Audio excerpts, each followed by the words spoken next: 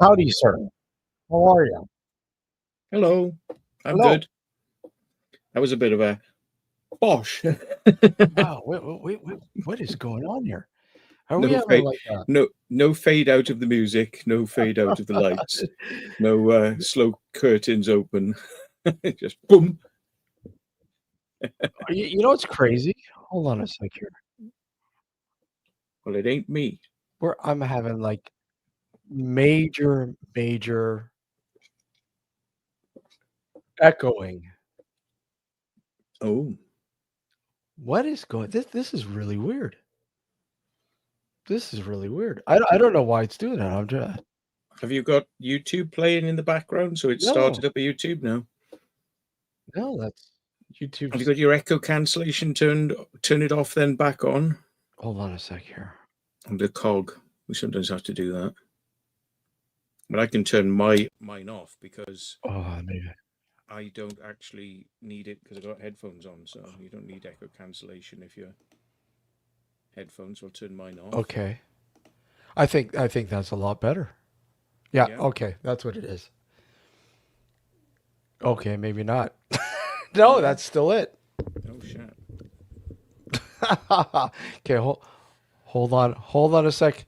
I'm gonna come right back in. Don't go anywhere, Matt. Maybe that's what it is. Hold on. Ah, Hey, Mick Spanner, how you doing, man? Oh, yeah, I gotta get up tomorrow because me and Mick are going out exploring. So I did say, oh God, are we going to be starting at 2 a.m. on Nocturnal Frequency Radio and going to like 4 a.m.? He said, no, it'd be midnight. Midnight until maybe there 2 we go. o'clock. So I will get some sleep. You know what it was? Another window kept popping up, which is really weird. I've never had that before. Oh dear. Let me just. It seems to be okay now. Cool. Can you hear me? Okay. Yeah, you're fine. Okay, perfect. Okay, there we go. That was definitely. Holy crap! There's a lot of people. Let me just. What do we got here? Mike. Hold on. Yeah, Michael. Crazy Mark. Adrian. Adrian! Hello, Jeremy. How are you? Jeremy Crow, Steve Arnold. How are you? Mick, the Adrian! immortal Mick Spanner. Mick Adrian! Spanner. Cyrus Carter. How are you? And hold on, I'm missing people. I don't know. I can't. I'm not seeing everybody. Yeah. Anyways, do it. Do we sound fine, guys? Yeah, you Okay. sound fine. Perfect. Bluebell, how are you? Hi, new to the chat. Welcome. So Matt, how you doing? How's everything going? Okay, yeah, pretty cool. Yeah, it's a little earlier now. You're used to doing the 2 o'clock tour, right? It's going to be a bit easier, yeah. The midnight start, which is actually a 20 past midnight start, but it's all right. We'll Yeah, get through it. it's been a brutal day. It's just hot. Hey Chris, how are you? It's been brutal again today. I mean we're going through a major, like it seems like a major drought. Like quite Mm. literally everything is on fire. Like there's wildfires everywhere. Yeah, we were out exploring today, and it was like we were getting to locations, and we were kind of like, oh, like climbing and walking around. And it was like so, you know, yeah, Hey Neil, how are you? Good to see you. Yeah, well, that's good because you're finally out. You're finally out and exploring again. So I guess that felt pretty good. yeah, yeah. And you've I'm sure you got a few places that you got lined up to check out. So that's pretty cool. Some new content. Yeah. The members are happy because there's new stuff rolling out. Yeah. Do you find yourself diving into the vault and bringing stuff? It's like, oh, wait a sec. How come I never released this? I actually go through my videos to check before I delete the master files that I edit, Hmm. and I play through them, and then I go, oh shit, I never edited that. Oh my god. Yeah, so I do that. But yeah, there's a lot of stuff I've got in my old well, not VHS, but it's DV videos and things that I really should edit up, but never seem to get around to doing it. I've got a couple of things on the back burner with a UFO project that we're doing. Over the last year, we've been interviewing UFO witnesses, and we're going to put it together into like a sort of UFO documentary. Hmm. Um, and then we'll release the unedited interviews after that. But Ooh, yeah, that's intriguing. I'm intrigued. I'm mm. intrigued. So this project is this like so you said like this is old footage. Hey, Gio, are you No, it's current stuff. current It's current just stuff? into well, it's not like UFOs that were seen recently, but it's people who've had experiences, and we're just going out and interviewing them and putting it together. Just sort of. I mean, I've done it before actually with a guy called was it Nigel Frapple, Hmm. and we did a long form interview with him, and we just put it out as is. But yeah, it's we're gonna do something with it. I haven't really kind of worked out, exactly what we're gonna do with it all yet.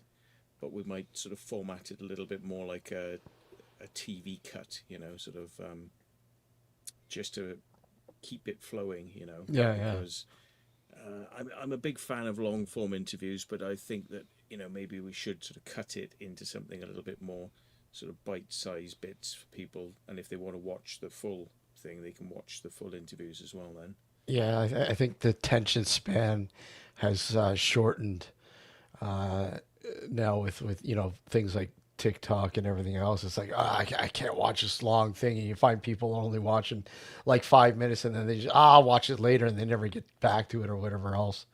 yeah, it's more of an experiment than anything else. I mean, just see whether people like it, in that form. Me personally, I mean, I'm a lover of long form, like three Mm. hours of Me too. Joe Rogan. Yeah. And I'll just listen straight through, and that's good for me. I like that amount of detail. But Hey, Admit, how are you? Yeah, I'm like you. I like to have like that full extended sort of okay, not miss anything. There's like, I don't care if it takes you 2 hours to explain one scenario. I want to hear it all the details and all that. G was asking, did this is we? energy drink, not beer as well, by the way. Oh yeah, I have apple juice. I have apple juice. Um, Sorry, did we watch the UFO Congress hearings a couple of days? No, I haven't watched them. Have you? What, new ones? I I, I don't know. G mentioned it. It says, "Did you all watch the UFO Congress hearings a couple days ago?" So maybe there was. I don't know. No, and I told. I would like to, so I'm gonna have a look. UFO Yeah. Congress hearing 2025. I mean, 3 days ago, Pentagon reveals. Okay. Hmm. Oh, 3 hours long. So there was one, Mr. Gold. Mr. Let's have a look Gold. who else is in there. Oh, hang on. This is the old Congress Oh, thing. did Surely, hang somebody? on. This is Gallaudet. No, this is the old one. The Oh, okay. trouble is, there's all these bloody channels, and they say live, and it's like Yeah, CNN, and you watch it, and it's like this happened like almost like a year ago now. yeah. I've noticed that. I've noticed that. When you go, like, for instance, if you want to go watch some news or whatever else, oh, live, and it's wait a sec. No, this was like 5, 6, 7 hours ago or a couple days ago. Yeah, yeah. But I, this I UFO stuff's really popular. But the thing is, they actually put it out on a repeat loop on a channel, and say it's live, and it's not live. It's live being transmitted now. It happened a year ago, and it's just on a repeat loop. It's a clickbait way of getting people to watch it. Because they think it's like up to date news, and it's not. It's shit. Yeah, they said they got me then. Yeah. yeah. No, I thought you got me then. I was like, whoa, really? Did I miss something? Matt, you're hold on. Let me just your volume's low. I'm gonna bring you up. Okay, no problem. Um, yeah. So, what was the most recent thing I saw? There was a release yesterday of a new UFO documentary called The Program by James Fox, and I like his stuff. His stuff's Mhm. really good. So everybody and Nick Pope was saying, "Oh, you all want to see this?" I clicked on it and it said, "Not available in your country in YouTube." It's like, for fuck's sake, come really, really. So it's only for the US. Fuck's sake. I increased Matt's volume, so I'm loud. I love that. I guess when I guess animated, I get pretty loud. I suppose. I don't know. Mm. So I don't know what the hell's going on. Whether somebody will pirate it onto another YouTube channel so people can watch it somewhere else. But I mean, the official one, because it's called The Program. Hmm. Let's have a look. Program. Yeah, here it is. Screen run. No, it's a 2 minute thing for it. Hmm. You can buy or rent it. Uh, but if I go onto it now, YouTube. Well, it's showing me an advert. Let's have a look. Skip. It's a 2 minute preview, and you can buy it. But earlier on it said you can't you just can't watch it in your country. Now you can buy or rent it. How much does it cost to buy or rent? Wait for it. Oh, it's not too bad. 2.99. I Two might ninety do that. nine. Yeah, yeah. You can buy it for £7.99. And there's there's no way to find like a free copy. Well, I might support him by giving him his £3. He spent a lot of money to produce it, so Well, I tend to do that too. I mean, especially when it's somebody, independent and somebody, well, especially somebody you like to support them. Yeah. yeah. Yeah. I And mean, they put because a it's lot of work into it. UFOs, I mean, if it was some sort of like bloody latest Hollywood blockbuster movie, I probably would pirate it because 9 times out of 10, they're kind of like, Crap. yeah, okay, you know. Have you started But watching, speaking of, have you started watching Alien Earth yet? no, No, the first two episodes are out there now. I Alien I Earth. just started watching it today, but I'm only like a quarter through, like a third through the first episode. So I it looks intriguing. Doesn't mean it will be, but set in the year 2120, I believe. Right. Yeah. Alien Earth was based on the Alien series. Then yeah. Exactly. Right. So it should be pretty cool. Oh, it's And got the actress who was in Alien Romulus. Is it? Did she make a? Is that her? I think it is. I think so. I Oh, could be wrong, but I think so. And because she was. Well, this would be a spoiler, wouldn't it, if I said? But yeah, I can see now they're trying to carry it on from yeah. that. Well, I have here in Canada. I have IPTV, so IPTV is Internet Protocol Television. I don't know if are you guys able to have that there? Well, yeah. I mean, there are pirate services Yeah, like Roku or whatever. yeah. So that's technically a form of IPTV, but we can't. I don't think we can just directly go into a lot of your TV channels, but on Roku, I Mm. mean, we can actually see American feeds. So I could watch, Sci-Fi Channel, and it's got all the American ads on it, and for companies that we've never heard of in the UK. and I think it's on FX. It's on FX, or I think it's have FX out of the States, or Disney, one of the two. God, yeah, Disney owns it. Oh my God, Disney. mm, I don't know. Well, I'm still not. I do and I don't kind of like what they've been doing with Star Wars. I don't know. To me, they've kind of flooded the market now with Star Wars. They've kind of overdone it. I don't know. What do you think of all this stuff, the Star Wars stuff? yeah. Well, I don't mind it when it's good. Mm. Like the Mandalorian is good. Yeah. That's never really let down. But they there was one uh, skeleton crew. Mm. It was okay, but it was for kids, and it was like it was bearable, Yeah. but you could see the plot line, a mile away. Hmm. Um, and yeah, there's been a few. I mean, it's been a letdown since Disney have been involved because the movies were a complete screw up, and they Hmm. really let the fans down by killing off all the main characters. Instead of just making it mysterious and having, you know, the characters go their separate ways and they might come back in the future, you never know. You never know. Actually, like, no, they're never coming back because they're dead now. That's a Yeah. bit mean. That's a bit mean. Yeah.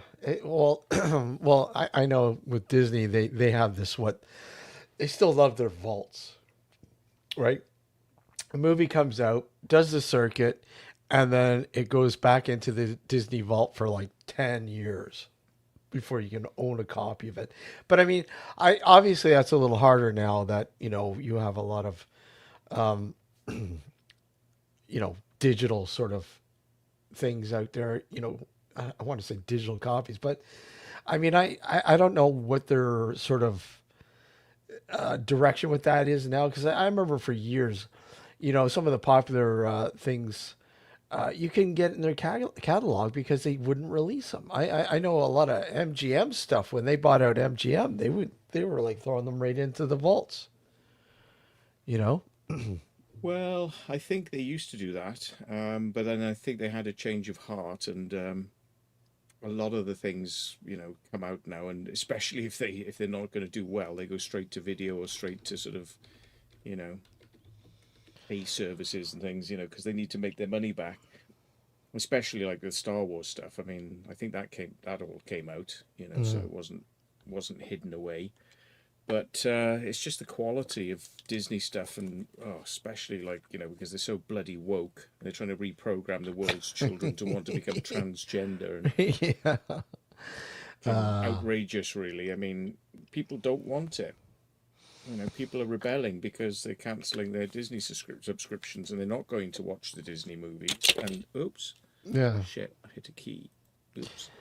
I mean, and Disney are kind of like, so we don't care. Oh yeah, We don't yeah, I care if know. we're losing money.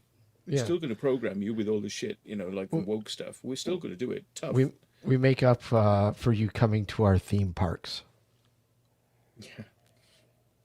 But I mean, it's like this weird kind of leftist mentality that they've got, and they kind of, they're involved in brainwashing and gaslighting, which is not Mm. cool.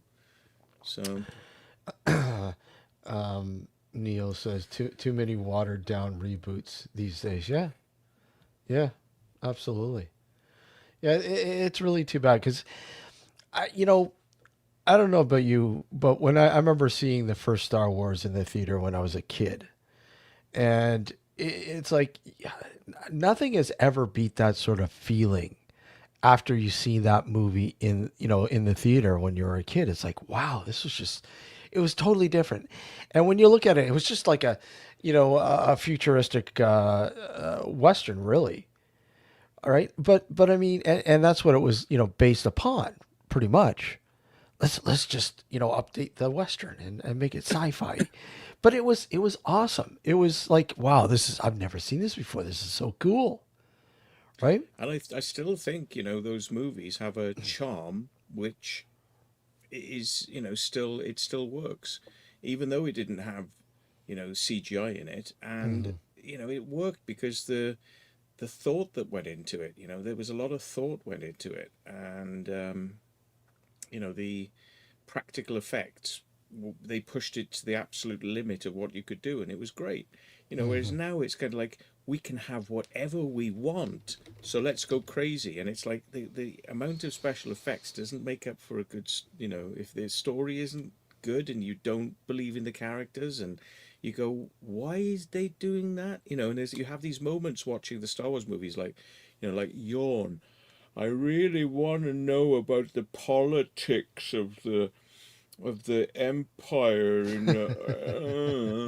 and like, uh, yeah, I really want a young kid to be the hero who's gonna fly a big spacecraft because he's a kid and he can do it because he's a kid but he's special. And it's like, oh, for God's sake.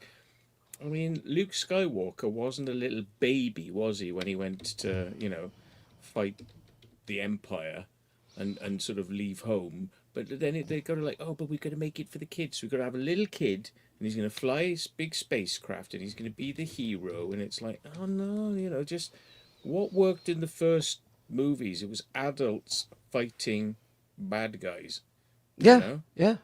it might have Take been a care of the kids' bad movie, guys. but it was adults. Yeah, And then they kind of like, no, we got to kind of dilute it down into kind of, but you, Kylo Ren, and he's like, I know he's an adult, mhm. but he looked like a teenager, Yeah, you yeah. know, Mhm. as a Sith, but he kind of had this element of, he's a youngster, Yeah. you know.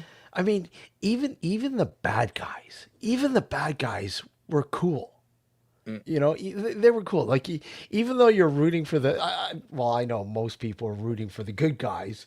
They, you had those people rooting for the bad guys. What the hell? Come on, you can't be doing that. That's super cool, dude, man. What are you doing, killing him off? You know? Yeah, I mean, yeah, the Millennium Falcon was analog. Yeah, yeah, but everything was cool. The robots and everything else. Everything was cool. Star Wars. It was. It was very very foreign to us, but yet it was very like a super feel good movie because the good guys prevail. Obviously, I mean that's, but still, and the first three obviously not being the first three chronologically, to me they still feel like the first three. You know, I still, the first movie was the best to me. Star Wars, by far. and I Well, just, I shouldn't say that. I mean, Empire Strikes Back was pretty cool too. I mean, like the plasticine, well, elastic sort of CGI characters, Yeah. sort of like Jar Jar Binks, he's sort of like he's like elastic, and he's like Mm. boing, boing, boing, and his ears are flopping around, and Yeah. it's like, you know, just don't have such wibbly wobbly. They look like they're made out of jelly. Yeah. A lot of these characters, they wibble and wobble, and it's like there was something about hand puppetry, which is kind of more direct, and had that you kind of suspended belief because you knew there was Mm. actors, doing this stuff, but Yeah. in some ways they could put more into the acting when it was a person inside a suit rather than a CGI character. There was more to it, and you get like this, uncanny valley effect where you go, well, I can see it's CGI and it looks a bit shit. So you already kind of like dismiss it, and then it's Mm. like, so now I've got to try and get something out of this character from the storyline. Like, what's this character doing that makes them worthwhile? And it's like, it's just a lot of shit characters, you know.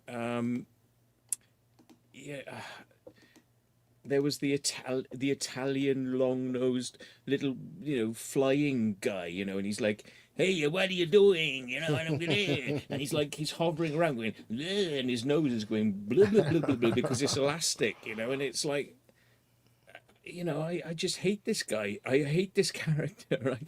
I just don't want to even know what he's on about. He's like, he's a stereotyped Italian. It's kind of like, and why do you have to do that? Why can't you make the characters a bit more unique and interesting instead of CGI elastic, and let's just take a racial stereotype and sort of jet crowbar it into this character. It's kind of like, when you used to watch Doctor Who. Back in the day, the effects were just, obviously horrible because they didn't Mm. really have much of a budget. It was initially a children's show, but still, the characters and the storyline always captured you. And I always felt, with this, when they brought it back to life, and sure, some of it was good. Don't get me wrong, but I mean, to me, when I think of Doctor Who, I think of the cheesy costumes, all the monsters, and his arch enemies, the master, and the dialects and all that kind of stuff. To me, they're, like, how are they so fearful? They can't even fucking go downstairs, And of course, in the new series, they had this, oh, look at the new dialects. They can go down the stairs, like, it's like, no, use your imagination. It's like they had to force feed it to you and literally stun you so you don't use your imagination, right? Well, the thing is, people are not stupid, and Yeah. if you don't do CGI perfectly Hmm. and believable, Yeah. people step back and go, bastards, because they've Mm. obviously got the money, Hmm. but they're not applying it well, No. No. and when you forgive. I think that's the thing. You forgive old movies with old special effects because that's all they had. So Hmm. you go, okay, let's give this a chance. But when you see like these guys have got loads of money Yep. and they're just throwing it around, like, they're just like, and it's like, but yeah,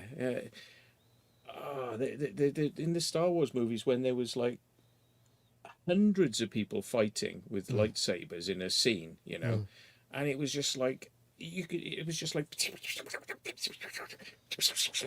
and Yeah. it's like thousands of cars Hmm. flying through the air in the Yeah. city, Yeah. Yeah.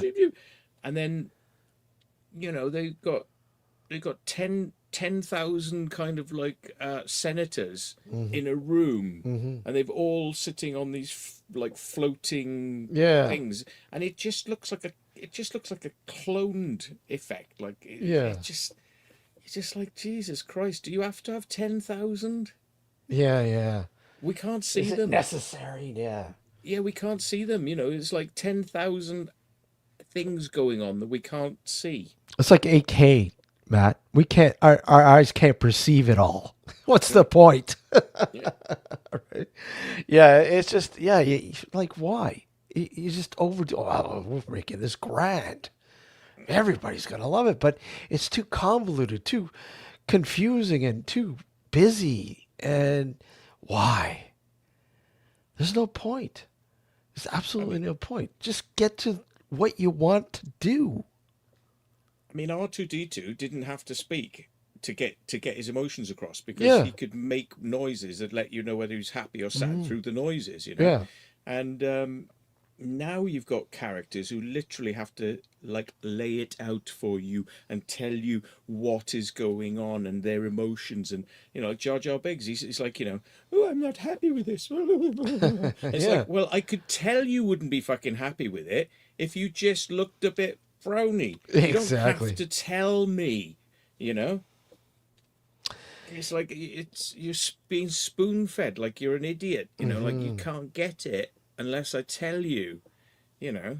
And You know, what there was obviously there was another movie that kind of gave me that. Oh, look, there's hope for some really cool stuff out there, and it really never had the justice that Star Wars did because obviously everyone was like, well, look, if they're just trying to rip Star Wars off, but no, I don't think so. I think there's sure they might have been riding the coattails, and there's nothing wrong with that because I mean that's the fad, and that was the black hole.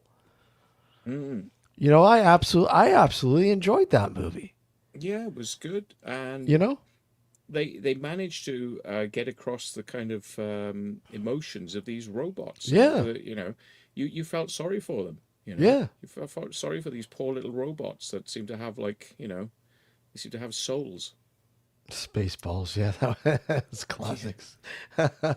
That's classic for sure. you Can't know, forget I that one. I just think that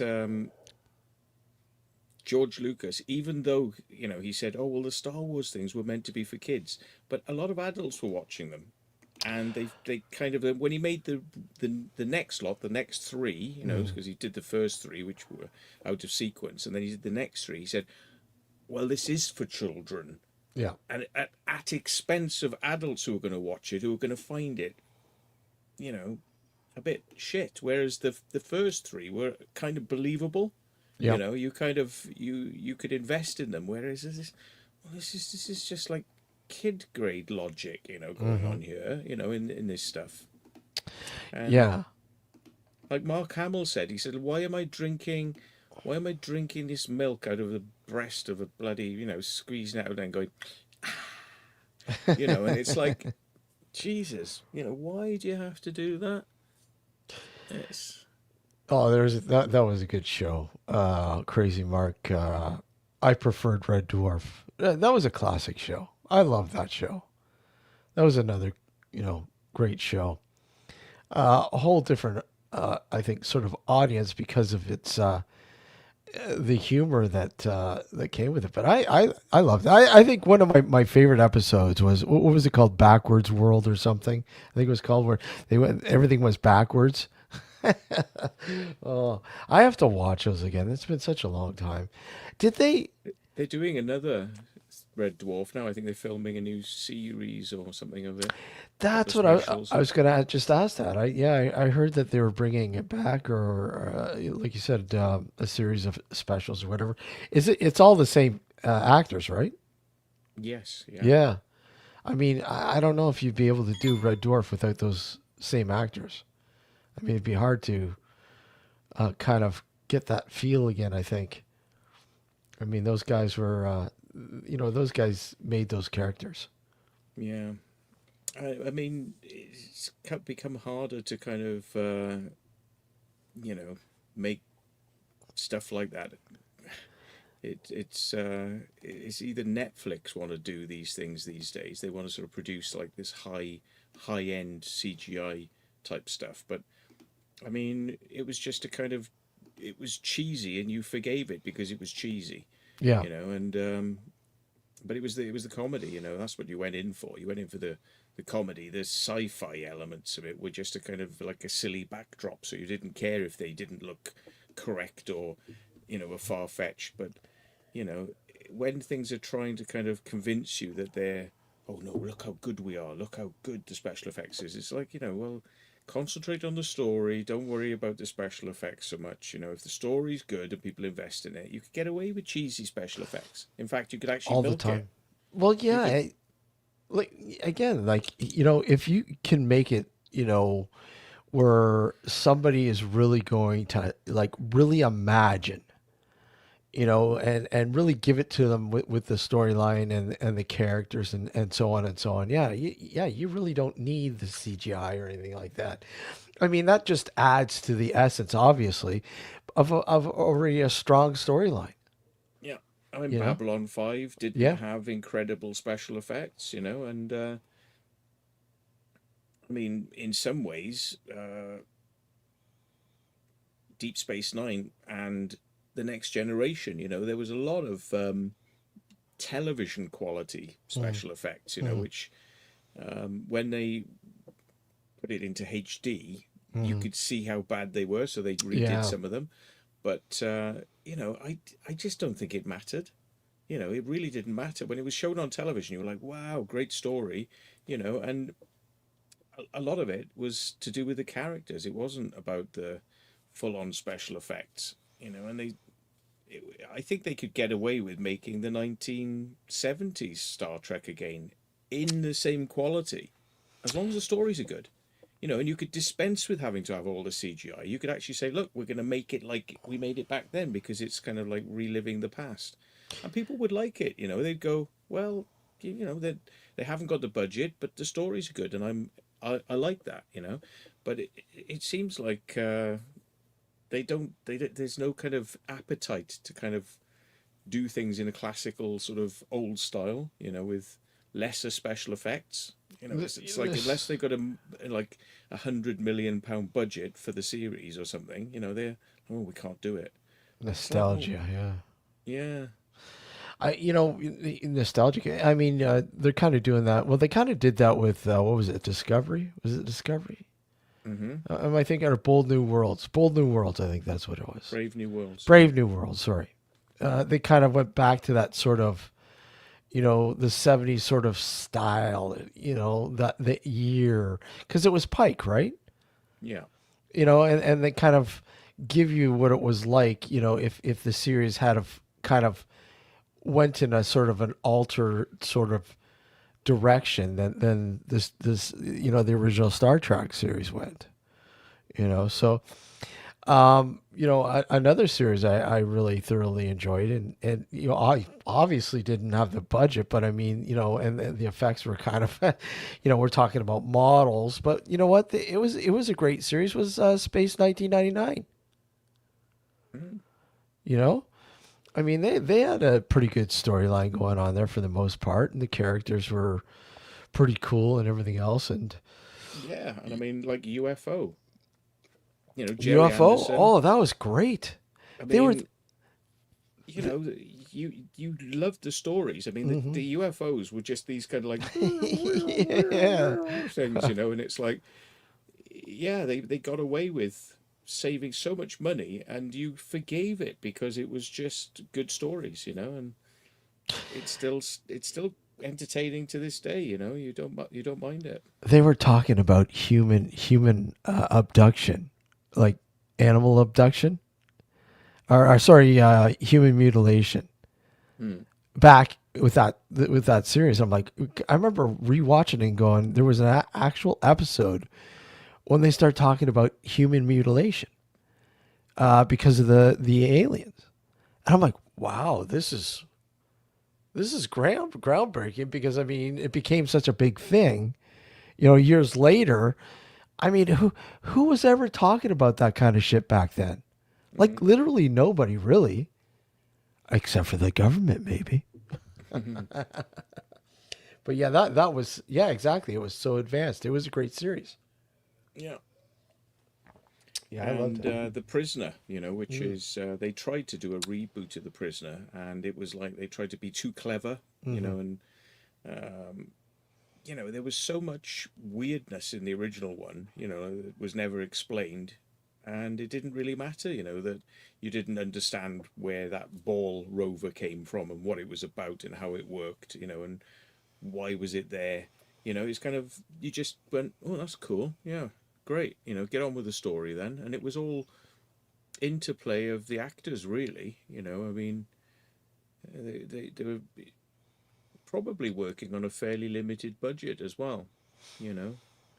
Yeah, yeah, almost certainly. I mean, even back then, shows that did have larger budgets, you still really didn't get you didn't like, I mean, the effects or anything else weren't out of this world. I mean, sure, they were probably out of this world back then, but now when you look at it, you're still like, oh, they probably spent a few 100,000 more, but it still looks pretty much the same, you know. Mm, Uh, Godzilla guy, guy, a guy in a suit trampling on a fucking model, yeah, you know. I mean, how fucking how much better can you get than that? I mean, you're like a kid in a playground. Oh, fuck, I'll get in this suit and just like crush everything. Sure. yeah. And he jumps up and he goes, Yeah. Yeah. Ah, what's this little fly? You know, these planes and helicopters just, uh, just swat them away. Uh, the Harry and Enfield Peekaboo episode. I Oh. mean, there was a Godzilla Final Wars. That was a Mm, good one because mm, they had access to high end CGI, but they still tried to use the guy in the suit. But you could see where they were switching back to that old style, yeah.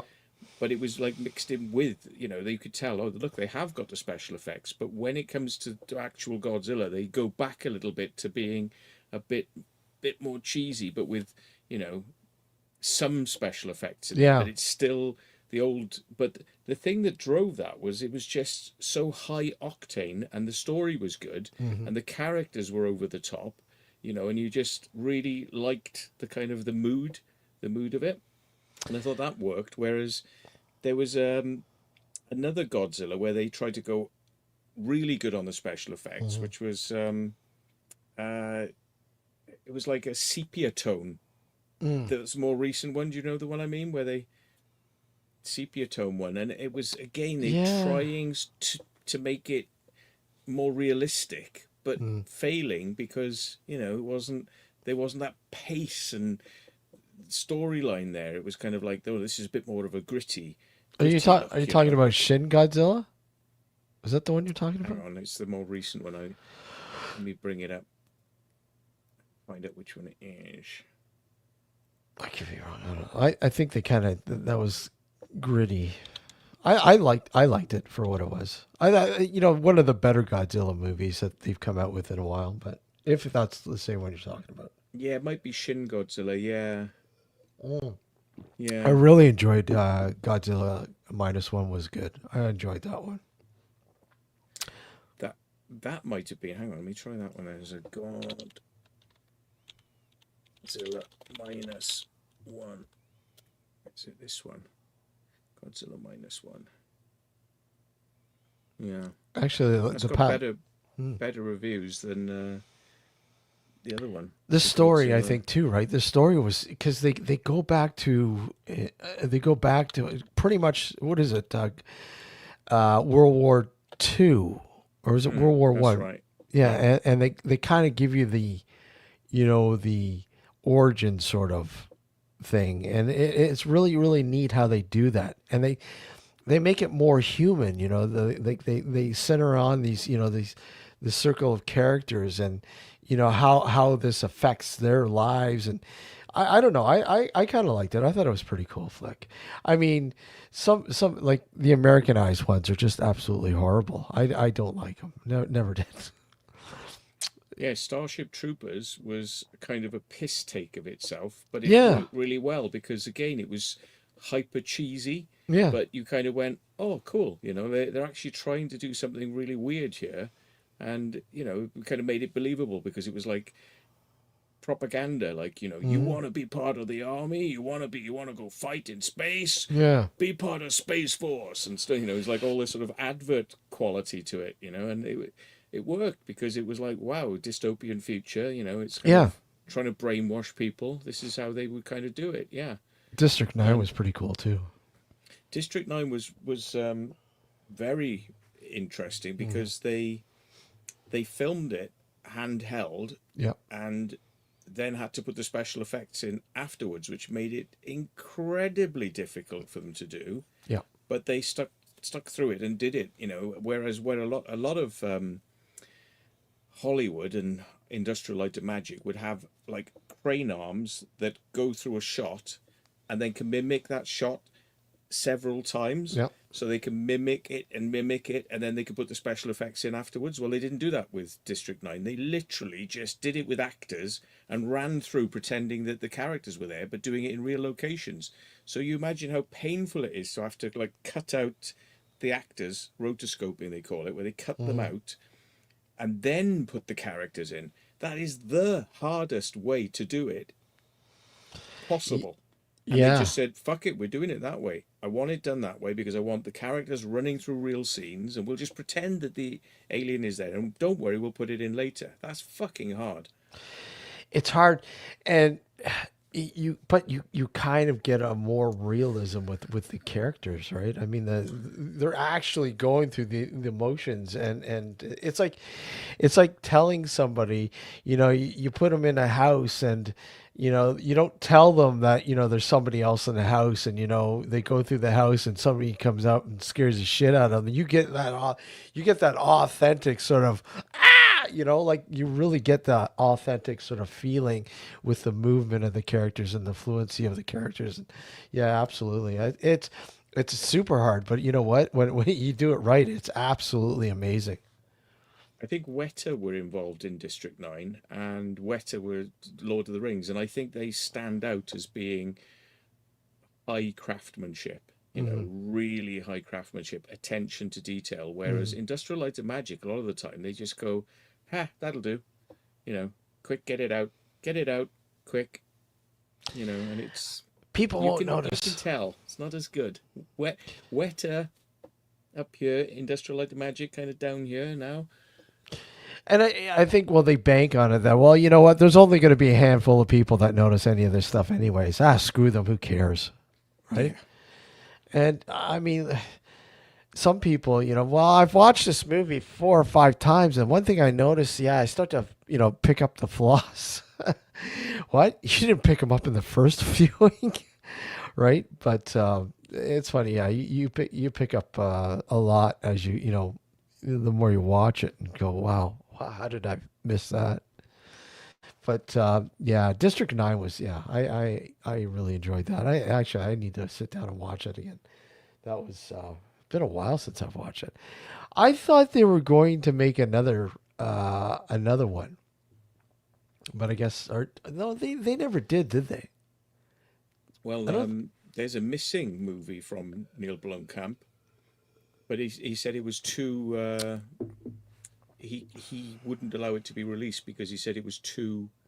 It was like his Clockwork Orange, and Oh, it was talking about Africa and didn't paint it in a very nice light at all. And he said, mm, no, it's I don't want to kind of release this. This is not going to be good, So he just held it back, didn't release it.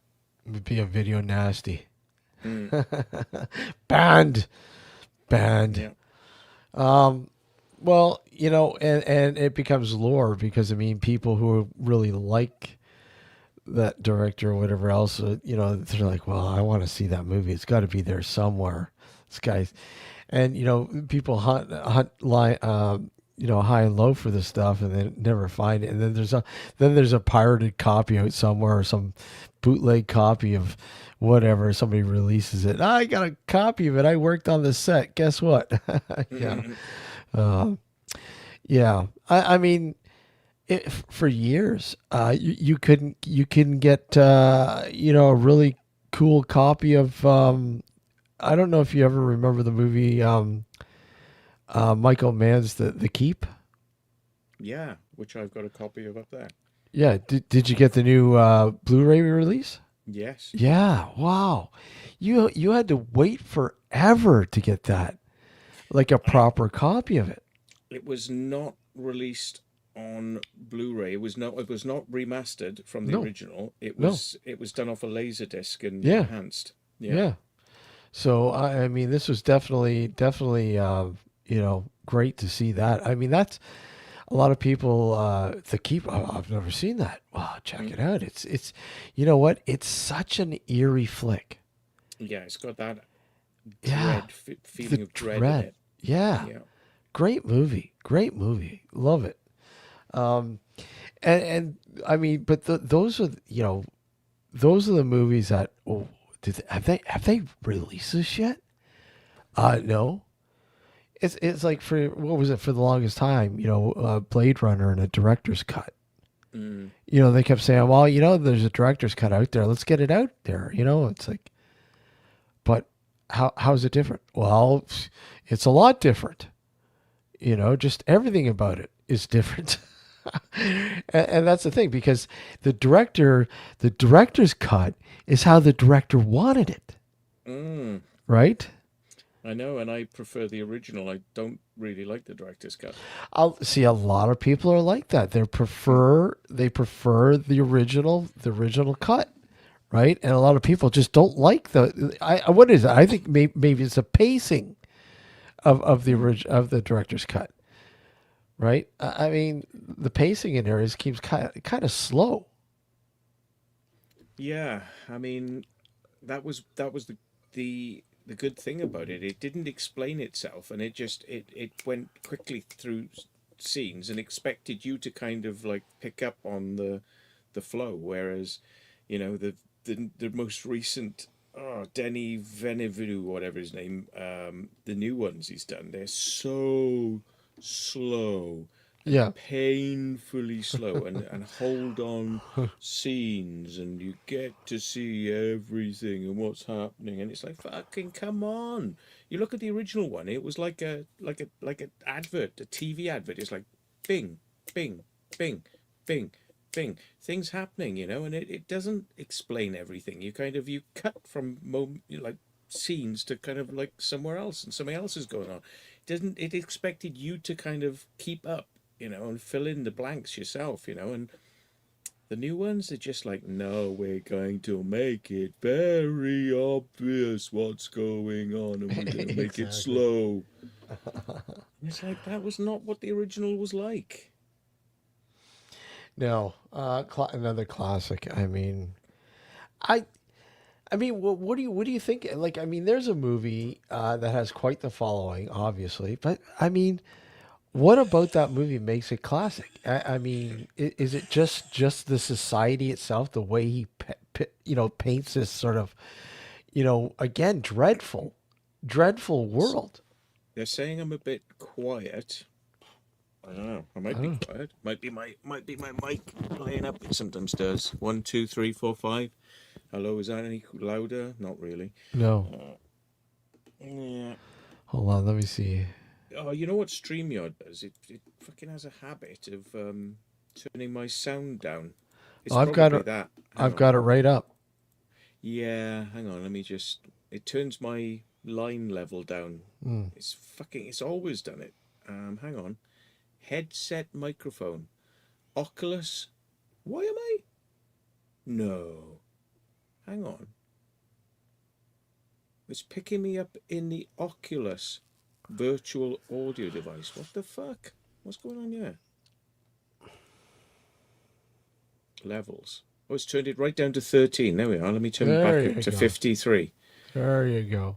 This is StreamYard. StreamYard decides to go into my settings and turn my master volume down. Yeah, that's It's done weird. it again there. It's just done it.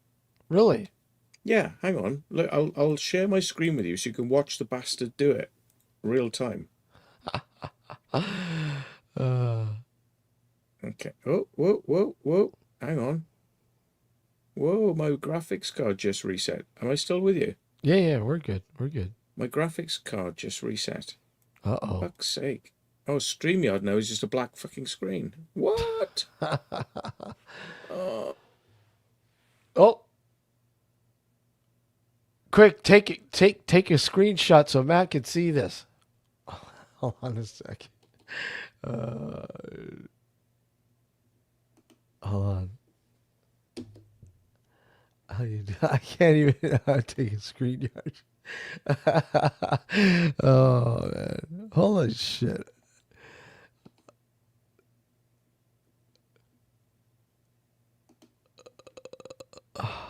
No.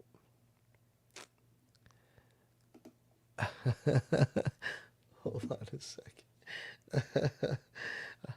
I'll take a picture this way. So I'll send it to Matt. Oh, Matt's. Hey, Mr. Smith, how are you? He'll be back. He'll be back. I hopefully soon. I got to get a refill here. Um, should I? Daniel, how are you? There we go. There he is. There he is. There you are, sir. hello. You were stuck in cyberspace. Yeah. Right, I won't share system audio, but what I'll do is I'll show you. Matt, this is how you were. It's like Matt's frozen. Mong face. Well, anyway, look, my sound thing is up here, look. Okay, here we go. And right, I'll kind of show you that if I look at my levels now, they're up at 53. Yep. And if I hide this one and then I come into audio for mic volume, if I turn it up 1, 2, 3, 4, 5, it just seems to slide itself down. So it's watch this. Like if I talk now 1, 2, 3, 4, 5, 1, 2, 3, 4, 5, it's not doing it now, but it usually slides this line there. Did you see that? I saw that. Did you see that? I saw that, yeah. And look, the automatically adjust mic volume is not ticked. What the hell? And it just does it anyway. You say, don't fuck with my volume. And it goes, yeah, but you do really need me to fuck with your volume, sir. And if it's not doing it in StreamYard, Yeah. it's doing it in the Windows control panel for my line level. And it was earlier on, it was just down at 13 down here. And I had to turn it back up. And if I leave it there now and we just keep talking, it'll go, oh, do you know what? You've just turned on automatically adjust mic volume, did you? No. Did you? I haven't touched anything. I didn't turn that on. Let me turn that off. I didn't turn that on. Hang on, so I'll turn that back up. Okay. I just leave it now. My hands, like you can see my hands, or Yeah. well, probably. But like, it just decides to fucking mess with settings. And if you leave it alone for enough time, you come back and all your settings have moved down. Yeah. So I don't get it. But I've seen it many times and I can, I've emailed them and said like, why do you screw with my sound settings in the background? And they said, oh no, you're not doing that. You bloody well are. I'm watching the volumes controls go down. Yeah. So anyway. There we go. It's not doing it now. Not doing it. What the hell? But there we are. There we go. There we go. No, I just wanted to make sure there was nothing automatic on my end, but no, I haven't touched your hey Jackie, how are you? Jackie. If you want to come on up, Jackie, I will send Matt, you want to send her the link? I will grab it now, yeah. Oh. I could send it to her, but pop on up if you want to, Jackie. Let me see if I can find her. Should be here. There she is. Yeah, it sounds good now. Everything sounds fine now. Yeah, well, it was down at 13, so it's kind of like, yeah, I get bored of this stupid shit. I wish there was an app which could lock the settings and say no program has access to these settings, and Mhm. it can't play with them, because StreamYard is the bad actor in this, because they literally do go in and screw with things. I fucking I just hate StreamYard now, and we've got the pay one, but you know what? I'm not gonna bother because they literally jacked it up three times the cost now. It's like, yeah, bye, gone, Bye. not worth it. Because I was finding it just there was so many issues with the Wi-Fi and everything. Yeah. Like it kept saying, well, you got a weak signal. No, I don't. I've got a great signal. And Yeah. now every once in a while I'll freeze, right? I'll I freeze. have I have noticed you do it. Yeah, it does happen a little bit. Yeah, Yeah. which I don't understand. This is the only thing it does it on. Mm. Yeah. It's a funny one, because I mean they want you to use it in Chrome as well. It doesn't work well in Firefox and other browsers. The one it's set for is Chrome. Yeah. The reason I think it crashed as well is because I had DaVinci Resolve open in the background, and two programs trying to use your GPU can sometimes be a bit funny. If I have Photoshop open when Resolve is running, it'll Yeah. probably crash one or the other program. They don't like it together. I mean, there Yeah. are alternatives to kind of doing this stuff like this, but um, Well, not as simple. This is simple. yeah. I was looking at what Gareth used to use when he was doing his live shows. Um, Ecamm, I think I can't remember the name of it. But it's only for Mac. Mm. And so I'm like, it's a brilliant program, but unfortunately, it doesn't work with Windows. There was a brilliant program, and I did say I'd like to go back to using it. And it was by Telestream. I think it was called like something Telecast or something by. Was it Telecast? Yeah. I'll just check now. But yeah, I mean, I had a cracked copy of it. Telecast by. No, was it? Oh God, what the hell was it called now? I forget. Anyway, it had loads of great functions where you could like animate windows on to the screen, and if Mm. I wanted to do something and I said like put the windows up to the side, they would actually slide up there, Hmm. and do all Yeah. that. But it used to crash, and yeah, I mean, couldn't 100% rely on it. Mm. So See, I'm freezing right now. Just froze again. mm, And like I said, this is the only place that it ever happens on StreamYard that it like buffers or just freezes. It's a joke, yeah. you know.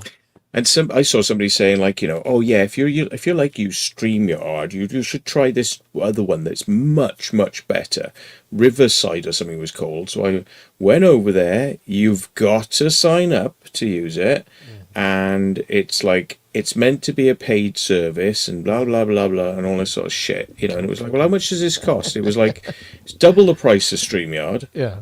and was much buggier, you know.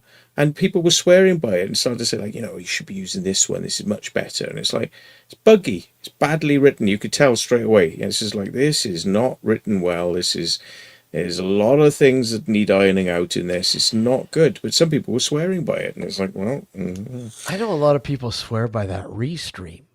I'm mm, like, don't like it. that's really, yeah, well, it's poorly written, I think, but it works. But it It doesn't look, works. I mean, yeah. it's a great free program, but I mean, for the most part, yeah, I wouldn't use it. No, right? And I know Streamyard. If you get the paid service, uh, You can they'll do the same sort of thing. You can stream to multiple sources at you once. can, Yeah. yeah, you can do the. But the thing is, th- like they'll jack it up three times the cost, and then you'll say nope, don't want it. Then they'll come back. Well, we got a discount sort of price for you. Why didn't you give me that price in the first place? Yeah. You know. Yeah. There's a Otherwise, lot of those, to stop you leaving, they'll give you a more reasonable price. And it's like, yeah, yeah. I'm like, yeah, well, then why are you jacking it? Because I'll tell you right now, I'm not paying it.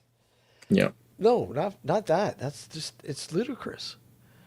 You There's know. remote PC. They say, oh, it'll be like, $3 for a year. And then at the end of the year, they go, oh, that's now going to be like, $100. And it's like, no. So, you leave and then they go, oh, well, maybe we'll do it for like $40. And it's like, no, how about $3 again?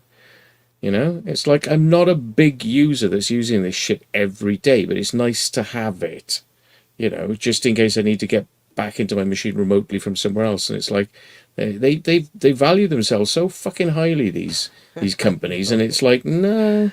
Uh, So in the eh, end, I found a free alternative, because and it's like, well, you're pricing yourself out of the market. Of course, people are going to invent a free alternative, which is one now I got. It was called Rust. Does everything that they do. But it's it's called Rust. Rust. Yeah. Mm. Yeah, yeah, I don't know. I like I said, we have till September for this Streamyard, but the way it's going, I don't anticipate sticking around. I really don't. I like even even with the paid thing, it's just there's been a lot of bugs, a lot of issues. I mean, hey, it beats Skype. Oh my God, Skype was horrible. Doing interviews. I remember back in the day, doing interviews on Skype, and it was just absolutely horrible trying to patch it in to whatever you're broadcasting live with, whatever program. Oh my God, it was horrible. I'm just reading here. Yeah, Skype was horrible. Sorry, I'm gonna slow switch from top. Okay. Yeah, I don't like Restream. We've tried Restream a few times. I mean, we could, but I don't know. I find Streamyard a little better than Restream. I don't know. I just have had a better experience here, even though it has its faults. I found Restream had many more. And there was another one too. I can't remember what it was called. There's a few of them out there that you can have, like, you can try it for free and get it free, have the free version, but you're only allowed, you can only broadcast in 720p or whatever. Was it Wirecast by Telestream? It's one of their products. Wirecast sounds familiar. Yeah. Wirecast is it's pretty good. I mean, if they've kind of ironed out the bugs now, it might be having a look. But I mean, it's like 200 quid, this fucking software. And it's Hey, John, how are you? Good to see you, buddy. but you really do have to sit down and prepare your environments and how things are going to pop onto the screen. You have to kind of get all that ready before you go live. You know, and there's a lot of kind of setup that you have to kind of do with it, but it does look a lot more professional. It's Um, Wirecast. Yeah, that sounds so familiar. yeah, it Um, was.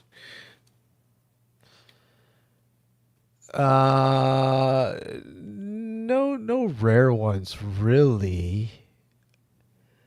All the rare ones are downstairs, but I do have um, Dawn of the Dead original rare characters up there. Those are rare, and of course, a 1967 Frankenstein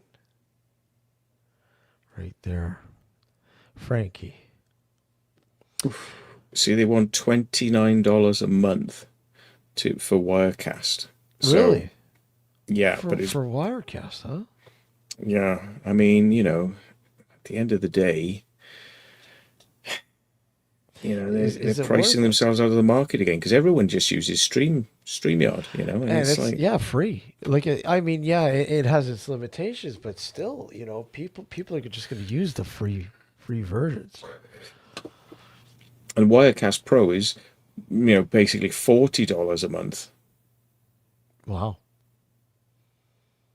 Yeah, So basically, yeah, but what's really horrible is I think StreamYard, the next up, excuse me, I think the first pay level, I think it's like 420 $430 US for the year, I think. Hello, yeah. John. How are you, sir? Hello, hello. How are you doing? Yeah, not so bad. All right, mate. Long time no see. Hey, what's on? Not a lot. Just chatting techno shit Look, and movies. I feel like I'm a fuck. I think I feel like I'm on the movie The Wanderers. Hey, we're the Baldies. We're the Baldies, man. Yeah, we The need a couple of Baldies. more boulders. Nobody fucks with the Baldies. Nobody fucks with the Baldies. That's Yeah. right. Nobody fucks. Nobody with fucks with the Baldies. Mm. Hey, Barry, how are you? Good to see you. What was it like? I was just saying, EV Mux. That's another one. Like anybody worth trying. Have you used it, John? Yeah, Yeah. very good. And can you broadcast in 1280? Yeah, you can. 1080. Yeah, I mean. yeah, you can broadcast in 1080 as a free account, Oh wow. but you only get for a free account you only get 2 hours. Okay. But it was 6 hours when it first started, but they've Yeah. now put it down to 2. But I think that's out of the 3 of them. I think that's the cheapest one to go for per year, and you can buy it. You can do it in 1 year as well. I think it's £75 for the entire year. That's all right. EV Mux kind of lets you design the size Yeah. of your windows and Exactly, things. you can do everything with it. You can even put noises and sound bars and everything to it. Nice. It's one of the best ones out of them all, I'd say. That is good. Yeah. That's good. Oh yeah. Matt, you use StreamYards too, right? Or Streamlabs. Yeah, well, Streamlabs is the It's OBS, thing. isn't it? It's a version of OBS, but it Yeah. has plugins that can do like animated, Mm-hmm. call out buttons and things like that, and bits and pieces. So I mean, when somebody subscribes, it calls up an animation on the screen with sound, sort of like saying "Thank you for your subscription," and it pops their name in there. I know another thing with EV Mux is you can have a green room in the background and you can talk to people before you put them on. So Oh, okay. That's cool. So before you put them up. That is cool. Yeah. That is cool. That is very cool. Yeah. I'll have to investigate that. Like I say, I think it's £32 or something. £32, is it? 32 a month. I think it is at the moment. And I think you can pay a one-off payment and you get it for 12 months or something like that. It's a long time since I looked at Mr. it. Smith. Well, saying that, actually, I mean, this is going like a little bit off the deep end. People are going to go like, "What the fuck is this?" There's a thing called NDI, which is made, so people can like connect to you via an NDI stream, and you can bring that into a lot of the softwares. It's becoming like a standard now, and that's quite powerful because I think that's got talkback. So talkback, you can actually speak to the person without everyone else hearing. It's like a dedicated audio channel just to them. Yeah. There's another one coming up as well. I think it's called Stream Studio or something like that, which has just refurbished itself and it's coming out on the 21st of August. Like the whole new system. Like they've got a video on YouTube about it. What it's going to be, and that sounds pretty good as well. Like, but obviously it's a gamers thing. That. Yeah, but I mean, even so, I mean, you could probably use it for Still other get stuff, people up, like still get people up. I mean, that's most people use it for. So I mean, that's cool. Yeah, that's what it's all about, really. At the end of the day, Yeah. It's gaming streams, like that's what it's about. Yeah, I mean, this is, it's got to break somewhere. I mean, somebody's going to go, "Oh, okay, well, I need to do better than the other guys are. Let's give the free version, up to 12, 10 people, and full 1080, and we'll do this That's and do right. that, but Give them a full 1080. yeah."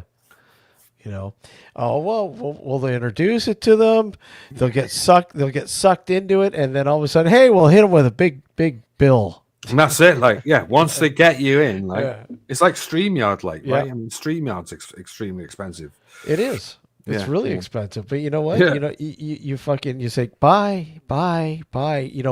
Just before they fucking take your next year's subscription. That's like you can walk away. Cancel it. Oh, Out of it. we were just going to give you this special price for sticking around. Yeah, well, why didn't you give that to me before this? But that's like that any service, right? Your mobile system, your cell system, whatever, your TV, whatever. Oh, screw this, I'm going elsewhere. Oh, well, hold on. We can do this for you. Well, why didn't you do that before? It's like everybody was saying, all the Netflix was like £7, and now it's more like £15 a month. And when you add all these like Disney, Paramount, Netflix, all these things together, you're paying more than you used to pay for cable. You're paying more than what you're paying for fucking Sky. Yeah. And they're starting to put adverts on them now, which takes the piss. Now they're putting adverts, Prime. What is the point of that? Prime. And people apparently have left Netflix in droves because of this, and Amazon Prime is just like, because when you put adverts on there, people went, nope. Yeah. Do you know, why do I have to pay more money to get rid of the ads? No, I'm paying $100 a year. Fuck you. I was watching recently Pluto, like when Pluto's like free, nothing, Yeah. but they put loads of adverts. Oh yeah. So they got Taxi on there, like, which the original series of that is 24 minutes long. Yep. Right, and they put fucking 3 adverts breaks in it. I mean, how the fuck do you get 3 advert breaks in a 24-minute program? And they're long. It's like all of a sudden, a good part of the fucking well over 5 minutes, like like they always do it in a good part of the show. He's like, what the hell, man? Now I got to wait 5 more minutes. What the hell? I really feel like getting hold of them for that, because that's out of order, man. You put 3. I mean, the original show only had 1 in between. That was 15 minutes. Like, you have a 15-minute part, and then you go into an advert break 5 minutes, and then come back and do the last 15 minutes of the show. Like, but nah, free. Fuck it now, man. You're having a laugh. Yeah. Well, I saw a really interesting thing on YouTube. Some guy was saying what the I don't know. It's like what the problem with streaming services is, and he put it down really well. He explained that MGM got bought out by Sony, and what it is, there's investment companies like BlackRock and all these big investment companies, and what they're doing is they're saying, well, we're like we're trillionaire money funds, and we can just buy out MGM, buy out Paramount, buy them out, and they buy them out. And then what they do is they say, now we've got to get more money out of them. So it's not Netflix are doing this. It's the owners of Netflix are doing this. Netflix don't want to do it, but the shareholders are saying, well, now we want money. So they're putting all sorts of like catches in there to kind of like maximize the money. And the thing is, it's the bitter sting in the tail is they know that it's going to ruin the services, and people are going to end up disappearing from them. Do you know what they've already factored this in. They know that people are going to leave the service, but it's all about maxing it before people leave, because they're going to then flop that. They're going to flop that company. I seen that ruined something a couple of days ago. As I downloaded something, and it had the MGM thing with the lion, right? And the lion's silent, and it had MGM Amazon. Oh my god! Yeah, get that Amazon shit in there, right? Get that Amazon at the bottom of it. And the other thing they do as well, which he was explaining, is they buy out the company because then they own all the titles. So even if they flop the company, they still own the IP. Yep. So, it's kind of like this hoovering up. They're hoovering up all the copyrights for everything. Yeah. And they can dump this company, dump that company, and then they'll just bring out like an ultra service that's got all this content in it. That's probably what they want to do. They try to sort of like swamp out and kill all the competition so that they can just, oh, look, now we're the master channel that's got everything. And it's a very insidious sort of thing. I'll see if I can find the video because it's worth watching because this guy really explains it well. Yeah, gone are the days like that Virgin could actually control everything. Like, I mean, I remember years ago, Sky was playing up like, they were saying, oh, we don't want these sort of things with the amount of money, blah, blah, blah, like we're not willing to pay it. Yeah. Richard Branson said, well, that's all right. I'll just take them all off and put them on my platform. Like, fuck you, exactly. And they were like, oh, wait a minute. That's half our channels. Mr. Wills is with us. Oh, howdy, Steve. I'll be right back. Just going to get a refill, guys. Yeah. They're failing. Why? Is this it? Streaming is a scam. Piracy is back. Piracy takeover. That's it. It's by a channel called Moon, and it's well worth a look. This I'm going to put the link because I've never seen it explained like this, and it makes a lot of sense. This guy's, laying it out very well. Where am I putting it in the chat now? Here we go. Main comment. Yeah, I've not seen a video that's actually opened my eyes quite as much as this in quite some time, actually. It's well done. We'll give that a look. Yeah.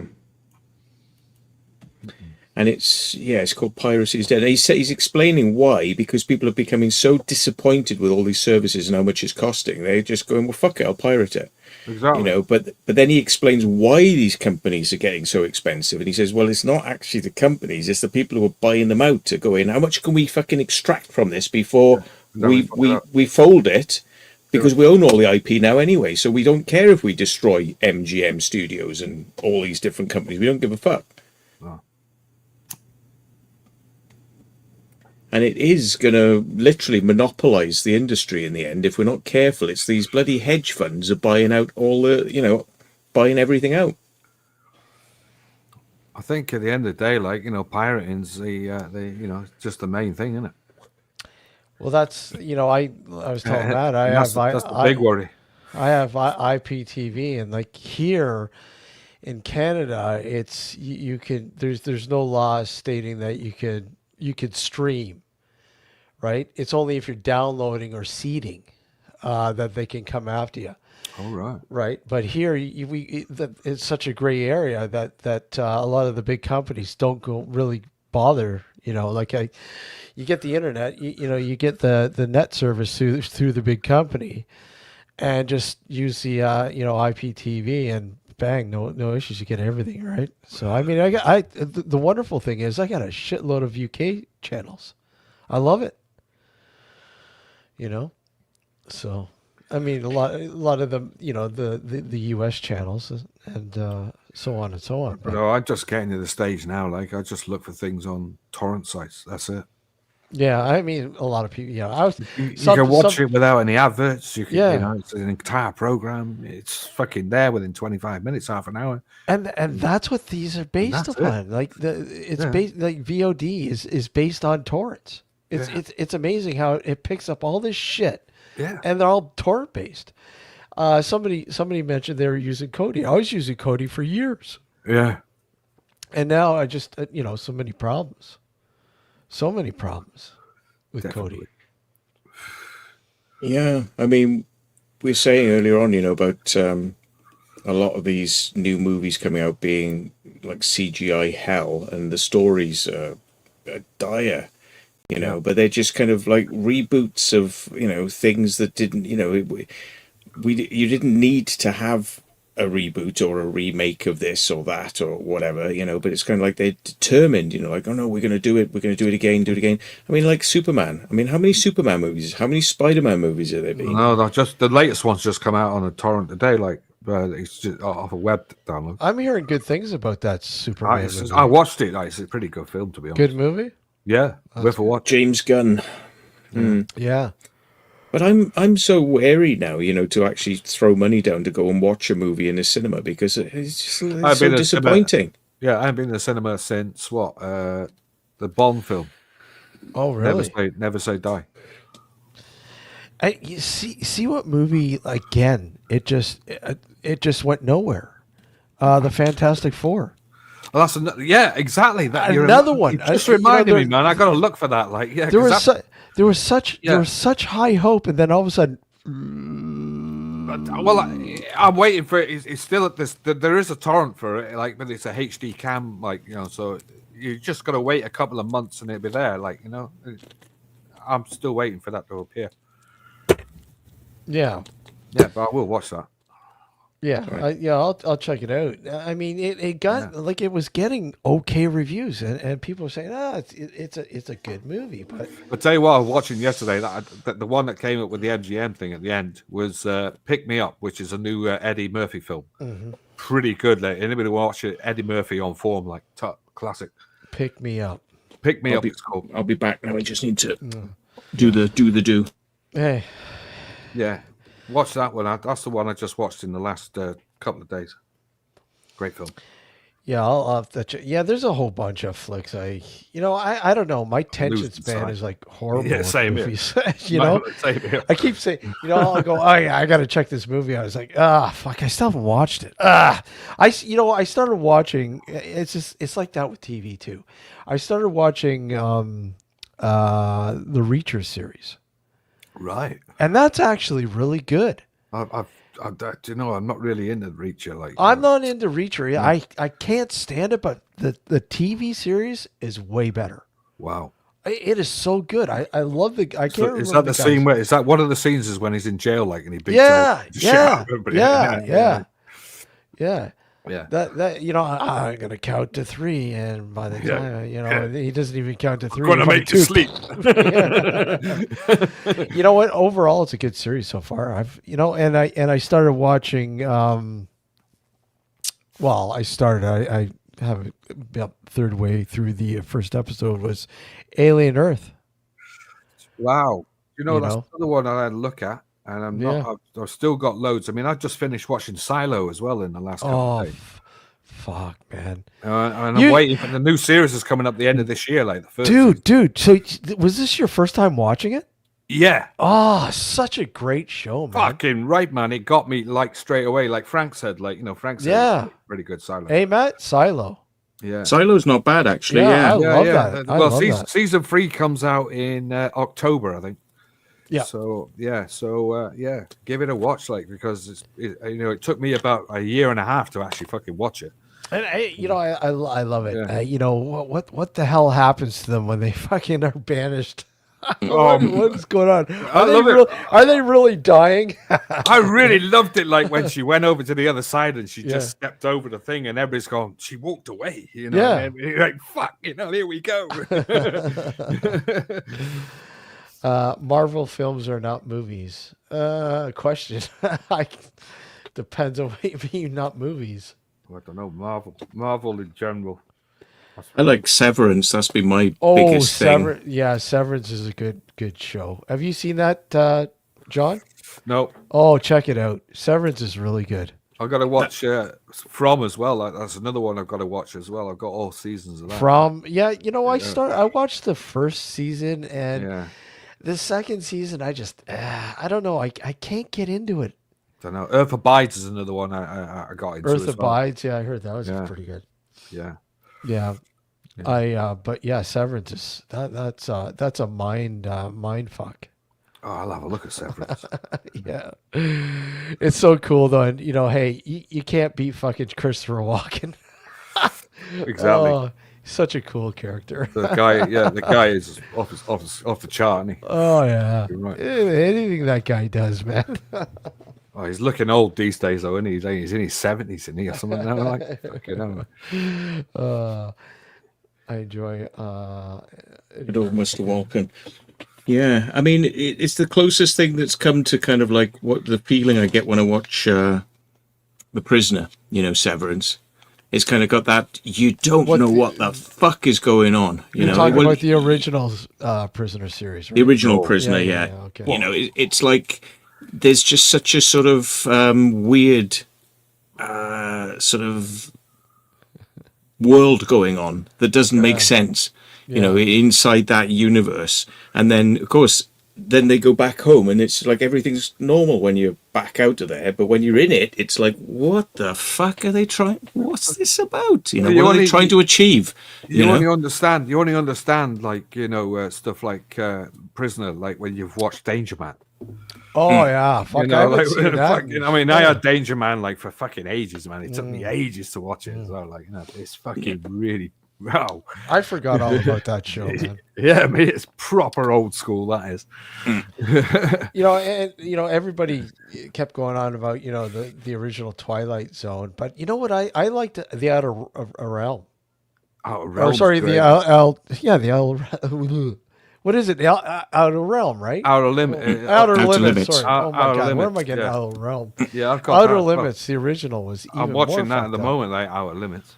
Yeah. Yeah. There was an episode of Danger Man was filmed on the Red Sands forts. You know, those little those things that are out in the sea. Yeah. They're on tripods. Yeah. And they actually had the walkways which went from there. Yeah. building to building. You know, and I remember that. Yeah, so it's kind of interesting going to see that because not many people have ever been on those red sand forts. Yeah. No, they haven't. No, and they're dangerous now, like, aren't they? Because they're really falling apart, aren't they? Yeah. Yes, indeed. Who the hell is Thomas Crinkle? Hello, Mr. John. I'm always watching. Yeah, I know. I know. Yeah. Crinkle is, yeah. Oh, nice to see you lingering around, Crinkle. That's always great. He's always watching, eh? Yeah, he's watching. Everything I appear on, he watches. Yeah. Good. Yeah. Yeah. Hey, Danny, how are you? Good to see you, buddy. Do not click him up. No, I know. You gotta love it. You gotta love it. Hey, I'm gonna have my one beer now to try and help me get to sleep. Yeah, it's a beer. What's it got in it? Like a load of tranks. Well, last night I did Jackie Green's live stream. I didn't have any beers at all. I just had water. I went to bed and I had something I had to do this morning, and I just fucking started watching live streams, and I was like, fucking hell, it's 3. I was like, I woke up and it was like 4, and then I couldn't get back to sleep, and it was like 5. Fucking hell, just get to fucking sleep, Matt. And it was like 6, and then I had to be up then, and I was like quite tired because I had to get up. That's right. You know, and I was like, fucking couldn't get to sleep, so I'm gonna have a beer. Make sure I get to sleep tonight. Wow.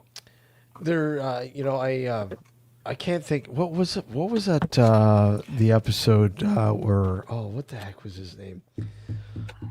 That actor's name on the Outer Limits. Now I'm thinking of that where he's all alone. He's all alone.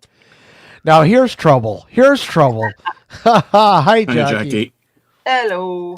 Hey, hauntingly beautiful adventures. How are you? Yeah, I didn't get to sleep till fucking after I did your live stream. I couldn't get to sleep. Yeah, I heard some of that. Like, damn. And you say, "Oh no, I'm going now," and then it's like, it's Sod's law. It really is. You didn't get into the. You want it to. You didn't get into the energy drinks again last night, did you, Matt? No. I think I had. I think I had some in the day. Yeah. Energy drinks, but I was.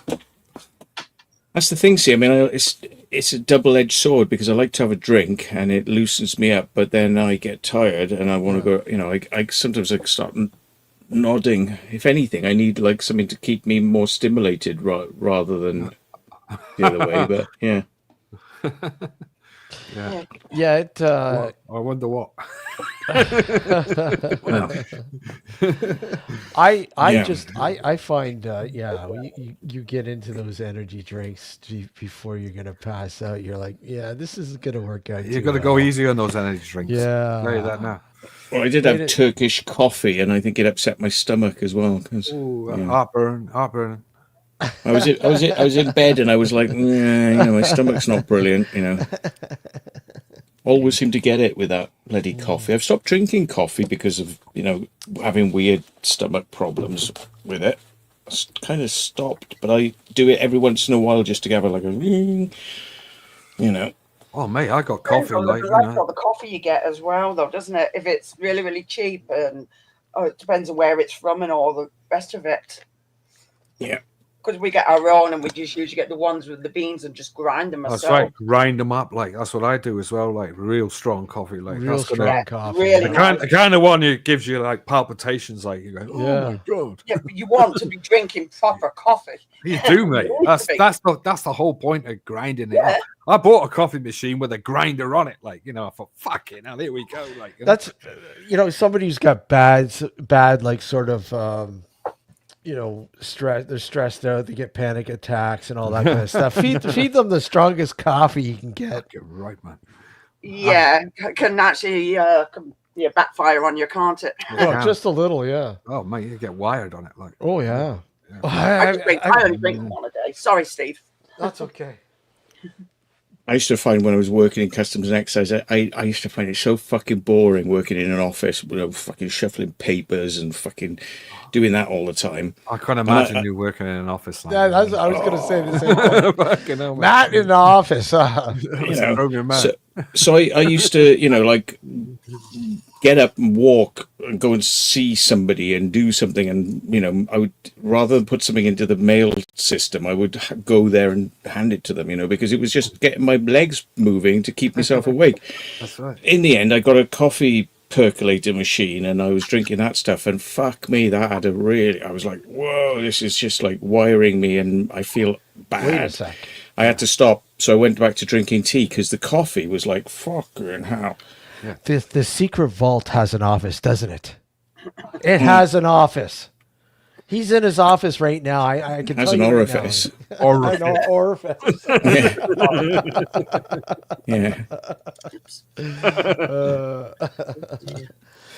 Yeah, but it depends really. I mean, I like to have a good old drink, but I used to on streams sometimes I would mix it up with some things that I had back then to kind of wake me up. But these days I just kind of like, it's just alcohol and that will make me sleepy if I just keep drinking it. So I mix up energy. I have an energy drink through the middle of the show, and sort of sometimes a coffee, to kind of keep me going. But yeah. Wow. I think your ideal office, Matt, would be that of in Severance. I don't know. I think the thing is, I just get very bored with the repetitive, same thing again and again and again, especially when it isn't something that benefits me. I'm not doing something that has any kind of like positive influence on me and what I want. It's just like something that belongs to somebody else. Some piece of paperwork that belongs to somebody else has to be filed. You have to do this and fucking, I kind of need like a constant stimulation. I don't know whether it's like whether I've got ADHD, whether I've always had it. But if in school, if we're doing lessons and it's like, I'm not interested in this shit, and I'd be like falling asleep. That's because it's boring. It's just like a dead drone in it. Most of us doing something. It's lifting you up, isn't it? Most of us didn't know we had it. Like, and I fucking think I've got it. Like ADHD. Like, a concentration span of 5 minutes. Well, I guess that's not as bad as OCD. Yeah, OCD's just as bad. Sitting at my desk and I'm putting my pencil over here, my eraser. I do that as well. I have OCD, man. I move things around like constantly. Like, no, it has to be in a certain position. Yeah. Or then I lose things. It's like, why? Yeah, and then you can't find it. Fucking hell. Rip the whole fucking house apart. Like. Oh, dear. I had a thing of like dismantling desks with a screwdriver quietly, like so nobody knows doing it. And I'd be just like, fucking taking the screws out, But the thing is, I found that more interesting than listening to the lesson, Yeah. The teachers were boring anyway. They're just like the horrible, dull, droning voice. Yeah, and I mean, I got on well with teachers who interacted with you more and where you got up to do something. But like sitting down is like a curse. It just leads to sleepiness and distraction. Like my brain can't focus. It's like, yeah. I used to get fed up of things like if it didn't entertain me, and they used to always write in my reports as well, like Jonathan, you've got to keep an eye on him. Or he wanders, which means the mind wanders. And then you're off, like causing problems, and that was another thing I always did was causing fucking mayhem. I remember this. I remember this math teacher I had in junior high, and he was a Jamaican dude, right? And I swear to God, this guy was brutal. He was brutal. Cool. If you, because I was a shit disturber, but I mean, if you weren't paying attention to him, the first thing he would do is he would whip his chalk at you, and you'd be hit with the chalk, and then if you kept going, right, he'd literally walk up to you. Yeah. Grab you by the fucking belt buckle if you had a belt buckle and lift you up and said, listen to me now or else, right? And drop you down. Put the fear of God in you, right? Oh, mate. I remember one time there was this kid sitting behind me, and he must have ripped one. It was fucking loud. and he blamed me. He thought it was me that did it. And he goes, you shoot all our people down, you fell there. Get your ass up here now, right? So I get up. I go, it wasn't even me. It was him, right? I didn't do it. I don't care. Now go to the closet there, and open it up. And I open the closet, and he goes, get those phone books. Get 2 phone books. And I want you to stand in front of the class and hold those phone books up, and don't let your hands down. Right? Yeah, that's torture, like. Oh, he was torture. Yeah. It was torture, man. The guy was torturous.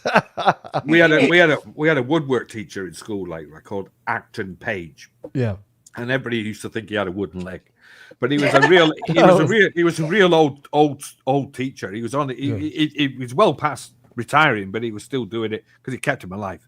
So anyway, he had this short fucking, like sharp temper, and he would lob anything that was in his hand, and I mean woodwork. You got fucking chisels, hammers, mallets, and he'd be like, "You boy!" And next thing you know, he'd be like, "Woof!" And there's a fucking great mallet gone past your head, like I'd kill you if it hit you, like Yeah. Lunatic. I mean, I was told by one teacher in junior school, because I was always talking and passing messages on bits of paper back and forth, and she didn't like it. And she just said, go and stand up at the back of the room forever. And that was it. I just started to come in the morning, stand at the back of the room. And I had to stand up there, and I swear it kills me back pain, and I still put my back pain now down to that because I fucking stood up the back of the classroom forever. Oh mate, I was thrown out. Between me and a friend of mine, Paul Jones, we were both booted out the same class every day. If one of us was in the corridor or one of us was at the back of the classroom, and I remember one morning the headmaster used to wander around the corridors like. And one morning he's caught me in there. He's gone, every time I'm walking down this corridor, I see you stood outside this classroom. What the hell is going on here? Like, next thing you know, he's one that marches in. They're going, oh, I've got a problem with these two. It's either him at the back of the room, like, and Paul's like laughing at the back of the room, or it's him, like, they're going, oh my God, like, hello. Yeah, never learned anything in that class. I remember in the same junior high school that we had, the lunchroom was it had doors that would close, and it was enclosed, right? And I remember we one lunch period we grabbed a couple hockey sticks, and we put them in the loops of the door handles, and the one side. We went over to the other side and threw in these stink bombs. Oh no. And put the lock, or sorry, put a stick on the other one, and they're trying to get out, man. Boy, did we ever get shit for that. Mate, we had to sit in the classroom because I let one off in there, stink bomb. And the teacher come in, he goes, well, just close the door, and you're all staying in, like, and it was stinking in there, like, he wouldn't even let us open the window. You know, he was like fucking hanging in there. We used to urinate in the electric heaters as wall heaters, you know, and turn them on, and then climb out. We used to climb into the classroom through an open window, and then do it and climb out. And then by the time everyone was going to go into the room, you know, the teacher would unlock the door and let everyone in. He was like, "No, back out, fucking no." It was like, wow, yeah, Jesus, man. Wow. Oh, we used to get up to all sorts of stuff. I mean, there was we had a person, we dubbed him the Phantom Shitter because he was going into classrooms and shitting on a desk, you know. But we never found out who that was. Oh, that's not right, man. Somebody's shitting in a Phantom Shitter, yeah. Oh my God. I can imagine someone doing a giant log in the toilet. Like, I mean, that I have seen. Like, we did have a lad in school, and I got a rough idea who it was, like who the lad was, like, but no one knew who it was. Like for years of that fifth year, they were like, "Who is this guy?" And I remember people like going up to it, and I remember one of them. It was fucking hand size, like huge, like you know. And the old boys come up to me, and he's gone, "Phantom shitter struck again." Like I said, "I'm fucking eating my lunch here, for fuck's sake." You know, I'm not gonna go and eat that one. Look at it. I said, "Oh, you gotta have a look at this one, man. It's fucking huge, man. It's halfway out the Somebody water." must have been favoring their ass. Oh, mate, the size of this one, man. No word of a lie, man. It was fucking monstrous. It was half in the water and half out. Like, and whoever had shot that, man, they must have had a gaping hole after, like, you know, they asked closed back up because it was so fucking big, man. And I remember the caretaker. He was a Scottish guy, like he come in, he's gone, "Bloody kids, like fucking," and he's gone in there, like with a big fucking black industrial glove on and broke it up with his hand. We're like, "Whoa, fuck me, man!" Wow. Do you remember, like, did you ever used to do this? Like, go in, you know, you had like a urinal, which was a long sort of thing, or you'd have like, you know, a few of them. Yeah. But like, you go in there, and then like you go like, right, see who can piss the highest. Oh yeah, up the wall. Yeah. And I used to close mine off and build up a load of piss, build up a piss pressure, and then just like release my hand a little bit, and it'd be like, and fucking get up there. But you know, it was like, yeah, it was. When I was like, we 10-foot high. I was in junior school, right. And when I was in junior school in Barnsley, we used to have black kids up there as well. Like, and of course, the black kid would be the one who'd beat us all, like, because he'd be able to piss on the ceiling, low ceiling in there. See, and he's like that, way off the fucking ceiling, like, you know. We're going, wow, man, you can't beat that. Good piss control. Piss control. The whole fucking wall was ruined in one place. Like the wall had fucking rising fucking piss stamp, like, you know. A fucking black mold. Before anybody knew it was deadly. Yep. Wow. Yeah, I get very bored. I got very bored in school, and I was always getting kicked out. In the end, I just used to be like, fuck this, I'm just going to bunk off school, because it was, if I go in there, I'm just going to get kicked out, and then I'm going to get seen by the headmaster, and he's going to have a fucking go, and so it's just fucking, I'll just cut my hours down in school to like 50%. I'll turn up in the morning, go out during the middle of the day, and then, you know, yeah. I used to do that. Only I've been skived off school like twice, and, you know, really. Oh, And no. I mean, I guess, you know, school there was pretty fucking strict, right? Yeah, in the 70s. Yeah, a lot of corporal punishment in a lot of like beaten up. Not when I went, because when I started in 75, and corporal punishment was on its way out when I started. Yeah. So by 78, I remember going to one school, and our headmaster stood us in assembly one day. He said, "Right," and he got a whip in his hand, and he's gone, "Right, from this day on, nobody's going to get you whipped with this." And he snapped it on his leg. He said, "That's not happening anymore." But we still got the slipper. I mean, no one denied that one. Like, you know, fucking. Oh yeah, going on. Yeah, Mr. Norman Pereira. I remember he'd be like fucking. He'd line up like 10 of us up at the front of the fucking class, and he'd be like, you know, oh yeah, bang, bang, bang, who bang, bang, enjoyed it. teachers who enjoyed it. Oh yeah, he fucking loved it. Yeah. But the thing is, as well, he would be like, he would dare us to fucking jip him. And then I would fucking be right up there, be like, right, fucking, I just walk up the front now, like, so, fucking shit like that. And he'd be like, yeah.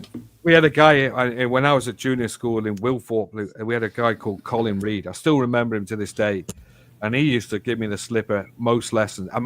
Probably most lessons I had with him, he would give me a slipper sometime through it, and he took vigor in that. He enjoyed every fucking minute of doing it. He used to give people slipper 3 times as well. Not just fucking once, 3 times, and then and everybody used to sit outside. I remember a couple of times seeing other people get it, and they take them in the room, like in a little storeroom, and do it, and you'd be able to hear it, and then you come out with your face all red and everything's like that, going, fucking. But yeah, man, it's wrong, fucking proper wrong. Thing is, though, I was always quite good with the pain, like I mean, I just be like, come on, get on with it, like fucking do it, just get it over and done with. Yeah. I come close once. I came really close to getting it one time. I remember we smashed up the school hall one morning, like where we just literally smashed all the chairs and fucking tables and everything. Like we just went nuts one morning. And I remember we ended up smashing the stage, and so we all ended up in the headmaster's office, and he said, "Do you know I could cane you for this, but we don't do that anymore." And I was like, "Fuck, like that's close." But I got suspended for about a week for that as well, and fined £5 as well for destroying a lectern. Do you think because they stopped doing like the punishment, the caning and the lashing and whatever else, whatever variation it was, that things started to slide, society started to slide, people when they grew up, they because I mean, let's face it. I mean, kids now, they have no fear. No, they don't. And they take away, like, nobody fails, everybody passes. You got to pass. Yeah. You can't have people not passing. But I mean that pretty much that's the way it is. I mean, over here now, it's like what's the fucking point? I don't get it. Well, it used to be like everyone had to wear the same clothes, and that kept everything this the same, and you weren't allowed to have like weird haircuts or earrings and shit like that. Yeah. But now these days it's like, no, you can come to school and say, I've got a right to have an earring and a tattoo and fucking like as a little kid, and say like, I'm a cat. And I'm going to go meow, meow, meow, and you can't stop me. Otherwise, you're fucking repressing my fucking my sexuality or my identity, or fucking little kids, and they're teaching them to sort of stand up for themselves with this bullshit. I remember when somebody stopped it. I remember kids, especially when I was in senior school, they had no fear, and I remember a couple of teachers getting lamped by kids. 3 teachers getting lamped. And that you never saw that in the past. That would never happen. What do you mean lamped? I mean, smash. Oh, okay, smashed in the face, like. Gotcha. Yeah. I've seen 2 teachers get smashed in the face, like by wow. people. Yeah, mind you. I remember this one teacher. I remember this was in the winter, and we were out in the schoolyard, and these 2 guys were whipping snowballs, and they hit this one girl, and they hit her really pretty hard in the chest.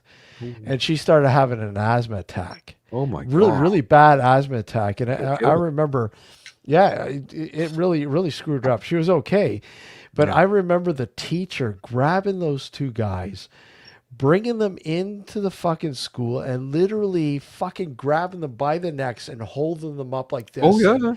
Fucking cool. I'm like, holy fuck. The teacher was fired after that, but I'm like, holy shit. I had a teacher grab me by the throat once, like Colin Burgess. Oh wow! Yeah. He had me. He was a PE teacher, but he was our year tutor that year. So 4th year, he was our year tutor. So we had a situation where we ended up doing some damage somewhere in the school, and he got me inside. He had my best mate Robin in there, and he said to Robin, he said, "Look, don't hang around with those other lunatics like John and all those crowd, like." And he was really nice to him. He said, you're part of the cricket team. You don't want to get thrown off that. And he had me in the office, and he's gone, listen, you prick. And he's had me up, and he lifted me off the ground. he's got me up against the wall like that. He's going, listen, you prick, like, I'll fucking have you. Like, and I'm going, look, anybody could have you for this. And he's going, no one here can see. It's only my word against yours. You know, and I was like, fucking, yeah. And he had me like that. You know, and he lifted me off the ground, like, you know, I was like that. Like that, you know, and he's gone. Well, a teacher called Mr. Griggs, who was a rugby fanatic, he picked me up and threw me over his fucking head. Threw me, and I was like, you know, you had those shiny floors that were polished, you know, like with a polishing machine. He was fucking, and I went onto that, and I just went, just kept going, like, you know. Yeah. Wow. Respect starts at home. You know what? Respect. I don't think anybody knows what that means anymore. I don't think that is anymore. No, they don't. You know? I mean, imagine if I'd landed like and broken my neck, you know, and died. Could have died. You know, I mean, it's just fucking crazy. So, I mean, I'm not going into it now because I've said it before. But I mean, fucking the things used to go on. I got beaten up a lot at school by teachers, and it's quite grim, really. We did have some grim times in school. Oh yeah, we certainly did. Like, there's no doubt about it. I think sometimes it made us better. I don't know about yourself. I mean, I know for a fact that certain things did sort of improve. I was bad. I mean, I skipped a lot. The problem was my attention. It didn't hold my attention. I felt very bored. I was really bored, and I had to do something else. And I remember I went out and I started working. And I remember going back to adult learning to get all my credits and all that kind of stuff that I needed to graduate, and go because I wanted to go to film school and I needed that portion. Oh yeah. And so I went back and I remember the same thing. I'm like, this is just, to me, it's meaningless because I'm not going to use this shit. No. Right. And then I remember this English teacher that was teaching there. And I forever owe so much to this guy because he goes to me, he goes, look it, man, you know, how about, like, I've noticed you're missing a lot of school and you need these credits. How about we do this? And he goes, what do you want to do? I want to work in film. Okay, well, why don't we do this? Why don't you come into my class once a week, and I will sit you down, and I want you to watch a movie of my choice. I want you to watch it, and I want you to review it. And based on your writing and how you review things and everything else, I'll pass you. Yeah. And I'm like, that is absolutely. I would love to do that. That and the very first movie that guy showed me was Dario Argento's Suspiria. Wow. And I'm like, holy fuck! I know I'm gonna like this guy, right? He showed me Slaughterhouse 5. Like, he was showing me these really crazy cool flicks, flicks, right? Yeah. And he just got it, and that's what I mean. All it takes is somebody who gets you. But unfortunately, you know, there's too many, you know, students. There's not enough teachers to have that, unfortunately. But I mean, I lucked out, and thankfully I passed and everything else, and went on to do, you know, went into film school. But if it wasn't for him, I definitely wouldn't have been working in film. There's a famous story of the snooker player Jimmy White in the UK, who had a deal with his teacher. His head teacher said to him, "Look, you just come in the mornings, you know, and the rest of the afternoon you can go and play snooker, you know." And he, you know, I mean, what a deal, man! You know, just come in, do the morning, do your basic. I'll get you your basics. I'll get you your arithmetic and your your basic to spell. And that's it. That's all you need. He said, and the rest of it, forget it. You know, it's just going to go over the top of your head. So he said, but you go off and go and play snooker. And exactly, the turn, you know, he did that. But I kind of did something similar with the head teacher, because he said, like, you know, what's your fucking problem, like, you know? And I said, well, you know, it's all it's all bollocks, really. I mean, I don't get on with these lessons. I said, the thing is, at home, what do? I'm on my computer all the time. I'm programming computers. I'm writing fucking magazine articles and getting paid for them. You know what I mean? And it's like I come in here and I'm doing all this like stupid stuff that I'm never ever going to engage with. Exactly. Yeah, exactly. And it's like, so, how would I rather spend my time? I'd rather be in the computer room learning how to program or helping other people to program, because that's and why am I being forced to play rugby and do running when I like badminton? Exactly. I mean, I'd rather just do badminton, and I'm not going to engage with things I don't like, and everyone's like going, oh, you're not getting involved, you're not part of the team, and it gets shouted at and like made to stand in a corner when everyone else is playing rugby because, it's like, just make me do just let me do the things I want to do and I'm good at. I wish I had that when I was at school. I really Yeah, but I mean, he said, I can't really do that, but we'll see what we can do. And I just said, well, look, I'm going to go to the computer class, right? And if I miss other lessons and I happen to be in a computer class and you want to bollock me for it, then you bollock me for it. But if you wonder where I am, that's where I'll be. That's what I wanted. I wanted to do that. I wanted to do typewriting. Nobody in the, typewriting was an extracurriculum. You didn't. That wasn't mandatory. But I wanted to do that, and everybody's going, "It's fucking mad. There's only women in there." Like, and I'm going, "Yeah, but the old dear said, look, get typing, learn the art of typing, because you never be out of work." Like, And I was like, "Oh, right." And I got thrown out of something, and then he wouldn't let me in the typing. Like, well, I did typing as well because it was to do with helping me be faster at computers. Exactly, it's just what it's all about. Yeah. People don't realize that they don't. Typing. My old dear did, like, in 1982. Like, she said to me, like, she said, go for the typing class, like, and I'm like, fucking what? There's all girls in the class. I'll be the only bloke in there, like, the only boy. She's going, don't really matter. Learn to type, But I had to. That is a skill that will see you far better in office work than a lot of things, like religious education. Oh man, that was a laugh. That was like talking about things. Talking about sex. Oh, porn mags.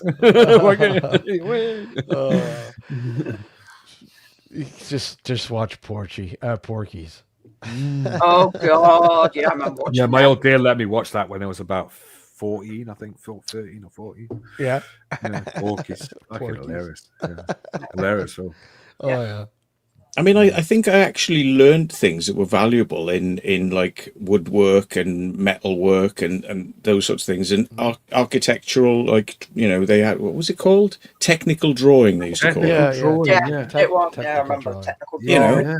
Learned things that were really useful, and I could see me using, and it was like, algebra. I got no fucking idea what that is. God, Latin, fuck me, forget Latin. What the hell's that all about? Latin. What's that going to do with my life? Yeah. Hey, Joe, how you doing, buddy? Good to see you, Joe. Hey, Joe. Yeah, it's woodworking. I remember in school. I didn't really take it seriously, and then. My uncle, he was good with wood. Like he built stuff with wood, and I'd watch him and go, why didn't I pay attention in woodworking? Same here, like, my grandfather was like that as well. And now I because of what I witnessed with what my uncle had built, I have taken that and built stuff myself. I wish I'd done the same. Like, I wish I'd paid more attention to metalwork as well. Like, as well. Yeah. I would like welding. I mean, welding's easy. It's just. Oh, fucking welding! Definitely welding, because there's serious money in welding. Yeah, there's so many things I would love to do welding wise, but I Oh, I wish I'd taken that up. I had the chance of doing that, and then never. I wish I fucking right, man. I could probably still do it, but. I think I might be attempting to do welding pretty soon, because my car's got cells that have started to rust, and I'm gonna attempt it. I'm gonna go up with friends. He's got a welding kit, and he said, "Oh, if you ever want to use this, just come up and use it any way you want." Like, and I'm like, okay. Big welder. Yeah, MIG, and he's got a few other things. Yeah, he's got those stick ones. Tick welder as well. Like that. Yeah, So there's so many things. Like I built it. I got this huge piece of butcher board, and this thing is it's huge. It's probably like 8 by 12. Wow. It's huge, and this thing, I priced it. This is like it's like antique. We're talking like it's 40 years old, 50 years old, Yeah, but and. then. Yeah, oh yeah, it's thick, and I priced it out. Somebody was asking if they could buy it for like $800. I'm like, yeah, I don't want to. No. So what I did was I cut it in half, and what I'm doing is I'm building a the legs out of iron. And using it for a prep table for barbecuing and stuff outside, right? Wow. I'm giving it obviously food grade stuff for the top of it and everything else, but it's the welding that's where I'm stuck. I love iron, and I was able to get some like some old iron, but I'm telling you, man, you have to know how to weld. Well, it's hard. It's hard work. I mean, there was another one as well, acetylene and stuff like that, and that was another one that was quite hard. Yeah. That Welding. was another one I wish I'd paid attention to as well. Welding. Yeah, with the acetylene and oxy in it. Oh yeah. That one with the flux and the fucking stuff. I mean, there was some stuff in school, and I think what it was is all it took for me was one class or one teacher I didn't like. I said, "Fuck this! I'm not bothering going." Same here. Like. Today we're going to make a shovel. What the fuck do I want a shovel for? Like? A shovel. I've thought over the years, it's actually something like flying. I would like to do a welding course. Yeah, I'd like to do a course on it now as an adult, just because it's such a skill. I could have like saved cars many times if I knew how to weld. I could plaster. Yeah. I went and did a plastering course like for a week. Yeah. And I was on it and I was fucking flipping it up like that. And old boy said, "Fuck me, I've never seen anybody pick it up as quick as that." And next thing I was doing was fucking ceilings like that. He's going, "I've never seen anybody." He said, "Have you ever done it before?" I went, "No, never." You should have said, "Yeah, I've done it many times." I said, "No, never done it in my life." He went, "Well, I've never seen anybody pick it up as quick as that." And then I found out from one of my cousins. He said, "Oh, your granddad used to be a plasterer." So there you go. Yeah. And what happened? He must have stepped in my body that day because I even had people going up and saying, "We got a job, like do it somebody's house. Like, do you fancy doing it? Like, there's a bit of money in your hand." Like, I was like, I don't know about that. I don't want to fuck somebody else's house. I don't want to fuck somebody else's house up. My biggest problem was mixing the fucking stuff up. Like, other than that, I could put it up, and skim it. And flatten it off and smooth it up. I could do everything. I like a fucking professional plasterer. I was amazed. Yeah, I was totally taken aback by it. Like, wow. Well, it's something simple like fixing like the mortar and the bricks and in the windowsill. That's another thing. I'm like, I would never attempt that before, but like now it's like, oh yeah, no problem. Just grab mortar mix and everything else, and bang, it's like no problem. But I could build walls as well. I was always afraid to I'd fuck it up, but I mean, like, you're never gonna learn until you attempt it. I like dry stone walling as well. That was another thing I had to go at.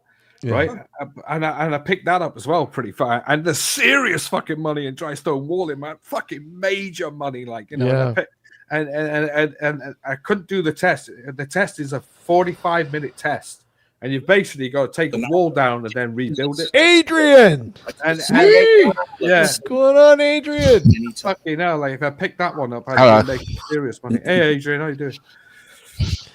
Yeah. So you have a zero level. Hello, Matt. Hello, Jackie. Hello, Steve. How you doing, buddy?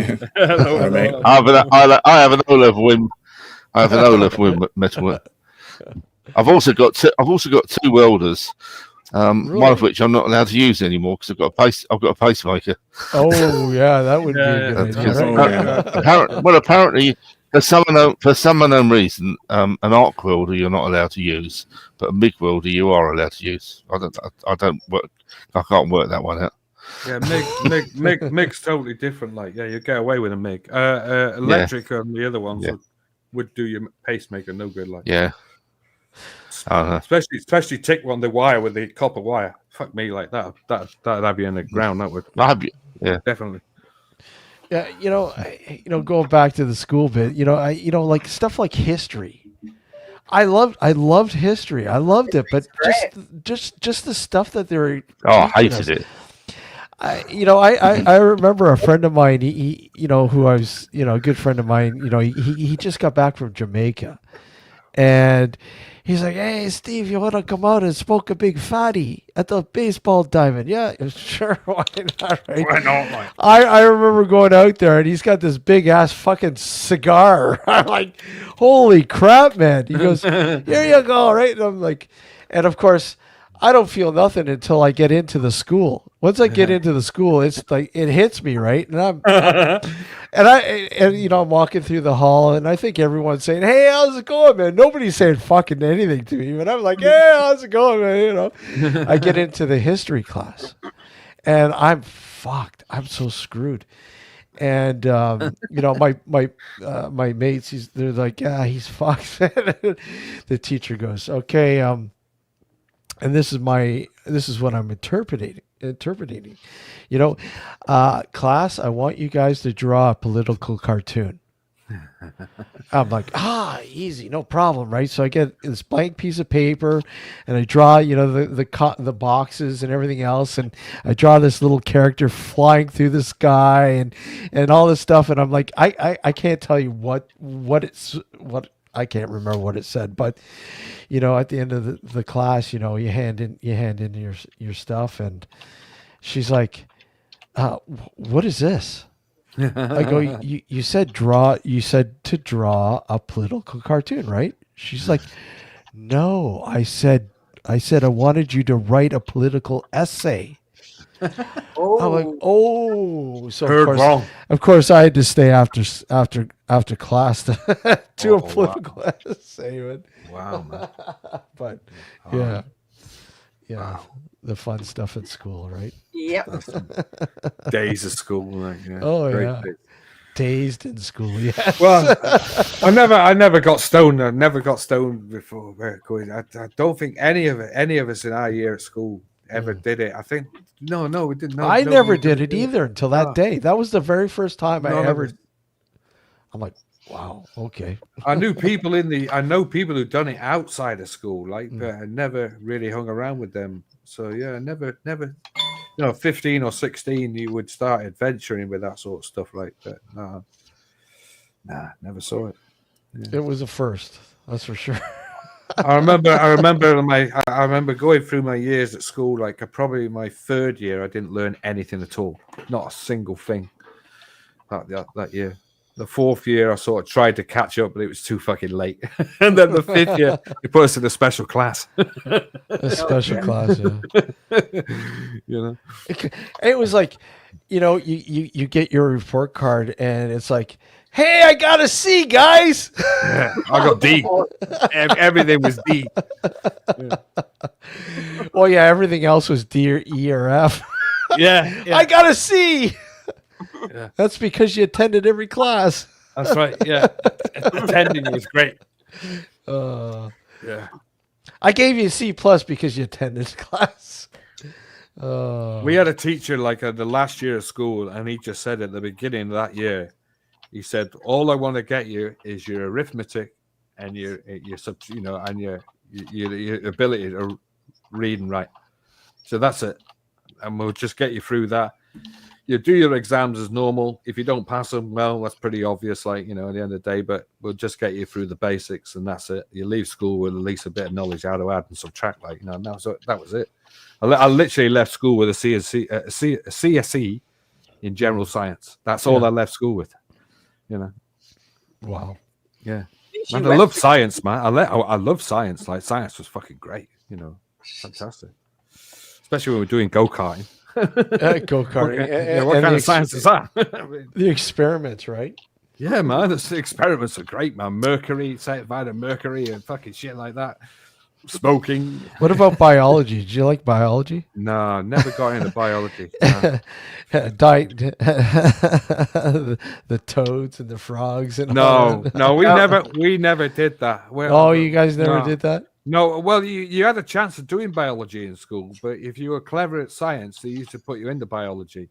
But, really? Obviously, I struggled through science, so they were like, "Well, biology is going to go over the top of your fucking head, like at the end of the day." So they didn't put me in that. Yeah, the good old science experiments. Yeah, the science experiments was great, man. We had all sorts, like, yeah. Gas lamps going on in the background, like nearly blowing the classroom up. Jesus. Yeah, I know somebody who did that once. Like, left the fucking gas tap on. We all come in and fuck me. Oh. Lucky it didn't blow the fucking room up. Like, Yeah, switch on a light. Yeah. Frank said like he had some people in the corner. They used to huff on that gas. I mean, that gas was fucking horrible. I don't know anybody. Fuck me, man. That was horrible stuff. That gas in the wasn't it? Fucking hell, people huffing on that in the back of the classroom. Like, fuck that, man. There are some weird shit, man. People like, fuck. I remember, like, during high school, people were huffing Pam. Like, in bags. Yeah. It's like, what the fuck is wrong with you? Oh, mate, we had glue sniffers. We had petrol sniffers as well. We had a guy who set fire to his mate, like, once, like fucking sniffing petrol. Like, nearly got done for it was a rough school then. No, it wasn't. This was a rough school then, John. Yeah. No, this was outside of school. Like this was outside activity. Like, they went out. Oh, let's go sniff some petrol. Like, fucking. And next thing you know, all boys flicked a cigarette near it. Oof! Up it fucking went. Let's go siphon some petrol. Fucking nearly caught his mate alight. He did catch his mate alight. He was on fire on his legs. Oh, he nearly got down for manslaughter for that. Like. Oh, yeah, he come fucking close. Like. Brutal. Yeah, fucking right, man. It's crazy people. Like, I never did petrol. Like, I did gas a couple of times. Butane. Like, but yeah, never got into that fucking petrol sniffing, man. Fuck it. Some of the shit people used to do back then. Holy crap. Oh yeah, I remember the gas sniffers. That was bloody weird. Oh mate. They had to like here they had the Elmer white glue and epoxy. Yeah. PVC. It's like, we gotta ban that shit because people are sniffing it. Sorry. On a bag, like on the epoxy resin.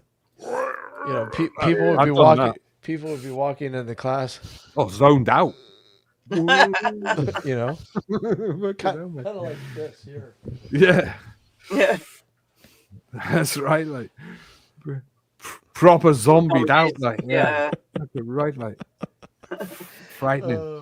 I've done that. I've done glue a couple of times. That was really fucking. Really intense. Like. It's like, yeah. I've never sniffed it, but I always like the smell of Evo stick. So, Evo stick. Yeah, that's the gateway. I'm not doing it. I'm not doing it. I'm not doing it as a drug, though. I'm not doing it as a drug. I tell you what, Evo stick had a nice taste to it. Taste? Really? What? Taste? Taste? The one in the stick, right? Evo stick in there. Does that make you stuck? Hey, John.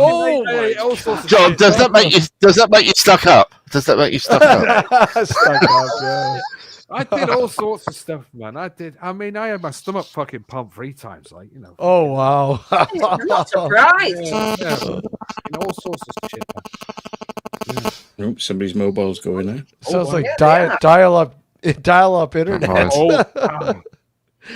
Bloody hell. Tasty Evo. Oh god. Well, I mean, the other one was like fucking. You remember? That's Pritt stick, isn't it? So Pritt stick's like the little fucking that tasted fucking. It had a weird taste to that. Danny says, and that's why he's Crazy John. Yeah. And then, and then the other one was that fucking white Tipex. Like everybody was in there sniffing the finners, like that fucking. fucking white nose, like, you know, like fucking hell, like, Hey, Melissa, come on up. Come on up, Melissa. it was nuts, like, you know, the things that got I, up to. I knew somebody. I knew somebody who drunk. I knew somebody who drunk some paraquat. It didn't do a lot of good at all. That's It, Dave. it, it, That's it was Dave. very dead. Yeah, Very dead. fucking right, man. I remember a woman who murdered her husband with that paraquat. And What? Put it I in think his food, like, yeah, put it in his Right, food, and right. he had Oh, oh, fucking the worst death in the I world. can't. Man. Yeah, absolutely. This bloke, it took 4 hospitals and 24 hours for him to die. Jesus. But it's Wow. whenever I've used it, and put it in a knapsack spray or something like that, I can't even get close enough to it to pour it in. It's horrible. I don't even see it around anymore. It's horrible paraquat. stuff. Yeah, I don't think it's around anymore, is it? No, yeah, no. No, they stopped No, selling. but there's didn't they? Banned, probably. farmers can get hold. Oh, Yeah, right, farmers you can just get don't hold of get it. They got So the you have to sign farmer to sign the- grade. Farmers grade. Farmer's grade. Well, yeah, you have to sign the poison book. You have to sign the poison book, right? That's You have right, to it's a sign the poison book. It is a poison, yeah. It's a full-on poison. Man. Like I say, old boy, like, but it's a case in the mid '80s or no, 1975, I think it was. She murdered her husband. Her husband used to beat her, so she one day. She just went and started making steak and kidney pie with like paraquat in it, and she was making loads of pies and stews for him, like, and he had the fucking worst death in the world, like, and she got away with it as well. Jeez. Yeah. Hey, Joe. Yeah. John. Hey, mate. What's that? How you doing, Joe? I'm doing good. I'm doing Hi, good. Joe. Awesome, Well, man. not Good to see you, buddy. Hi, Good to see you hi, all. Danny. I've got a question for Matt though before we carry on. Uh-oh. Here we go. Matt, when can I move into that mansion? Hey, Yeah. that 40 million fucking mansion, man. Wow. You're not the Should only do- one to do that, because Colin did that before you, I didn't he? fucking nearly collapsed Yeah. on me when Yeah. Matt was having Do- marble. Wow. Do an Urbageddon there or sleep overnight. Fuck. I would have slept there for the rest of my life. So somebody said they were Russians who owned that, but the Russians now own Arabics most own of it? the houses, because it's not the only house that's around there. There's apparently 8 houses empty around there, isn't there? This is Yeah. the last one you Yeah. did, right, Matt? Yeah, The this is last one yeah. you put up? Yeah, Yeah. in London, it's a billion. They call it Billionaires Row. Well, somebody wrote in my comments, they said, no, you were right, he was Arabic, because we went there, we were told it was Russian, but when we got in there, you could see Arabic symbols. And apparently the guy married I'll be a right back, guys. Florida policewoman and went to live in the States. Just like that, Just left that. and just Just left left it. everything there. Left everything there. Isn't there some? I presume it's Millionaires Row, where there's a lot of places where they just leave them empty because Yeah, it's more beneficial. Where Matt is, With like, inflation, the prices go up. Yeah. where Matt went to, there's 8 houses apparently around that area that's empty, and they've been That's empty for a good few years as well. Like, Yeah. nobody. And I Yeah. mean, that area is so fucking. I mean, even if you walk around there, people think, "What the fuck you doing around here?" Like, it's that fucking on top, isn't it, Matt? It's one of those places, isn't it? Serious fucking money, man. Like, just people wandering around like fucking But it seems like there's a lot of stalled projects there, you know, things Yeah. that have just kind of like been left for like 10 years and not worked on. How long do you reckon it's been empty? Because I think that's well over 5 years, isn't it? It's got to be 5. I reckon, yeah. But I tell you what, a lot of it look Wow, clean. man. As though somebody's been in. Sounds like what? No, that's just no one. Stalled I'll tell you what projects. It sounds like. Nobody's been near it. It's one of those places, like you say, it's one of those places that people don't go near, because as soon as you start smashing it up, you'll have the entire force around there, won't you? I mean, and you will get severe shit for that as well, because that's money fucking around there, and the top metal It was probably funny poisoned though. around there. Everybody was trying to find a way in. Matt was in first, and That went in through the door. he went. And they all went to the wrong house and were ringing me saying, well, where are you? Where are you? And I'm like, well, I'm fucking in, you know. Wrong house, mate. I remember that. I remember hearing about those places about probably 5 or 7, about 7 years ago. So, yeah, they are fucking, there's some Do you nice not places think around there. do you not think they leave these buildings like that for insurance reasons? I don't know. I think No, they just someone's got more money than sense. No, So. it's, more money than sense. That is. it's think just there's a lot of financial, really. It's just Russia problems as well. I think, people have had to pull out, because they're not allowed to, have money now. Putin's taking all their their money off the billionaires, isn't he? And Well, I don't know. But somebody said it. I think on Dave's, because Dave went there as well, World Explorer, and Colin. And in their video, they say that they think the Russians have bought most of the houses around there, and they're going to redevelop it or something. I don't know if that's true. Mm. Yeah, apparently they're going to redevelop all the. There's a few houses not so far. There's one next door that's empty as well, apparently, isn't there? Mm. Yeah. Well, I would have thought they may not be allowed to do that now because we're not allowed to do trade with Russia, and we're not allowed to sell them things. So the fact that they're investing in property, it might be sort of like, well, you might own it, but we're not going to let you do anything with it. That's it. They'll just sit there. They'll just sit there. But I mean, how long can you have some? I mean, that place you're in, you could tell it was flooded downstairs. You could see where the water is. That stain on the wall. That house sucks. I mean, that other place you did as well with the tree that went through the fucking roof. I mean, fucking hell, that's another one. Like, wow, serious money in that house, like, wasn't it? Yeah. The kitchen in that fucking 40 million place. Wow, man. Even Colin found the fucking key to the safe. And they thought they had a gold fucking bar in it. It was a gold fucking plated thing, like. It shows you how the other half live, eh? Hey, mate, that the room that you said was locked downstairs, that had settees in it, apparently, that room. And when Colin and that were in there, you've seen a load of settees, man. Those settees are well over fucking $3.5 grand, $4 grand each. Like, probably a bit more than that. There were 7 in that room, like 7 settees. Yeah, somebody else who went after us found the key and got into those 2 rooms downstairs, but I knew they were fairly small rooms, Yeah. But The chandeliers alone, man. Fucking hell. Sorry for the language, everybody. So no, that's fine, Joe. I mean, how long has this been sitting idle? This I'd say over 5 years, probably 7 years top. Yeah. Holy crap.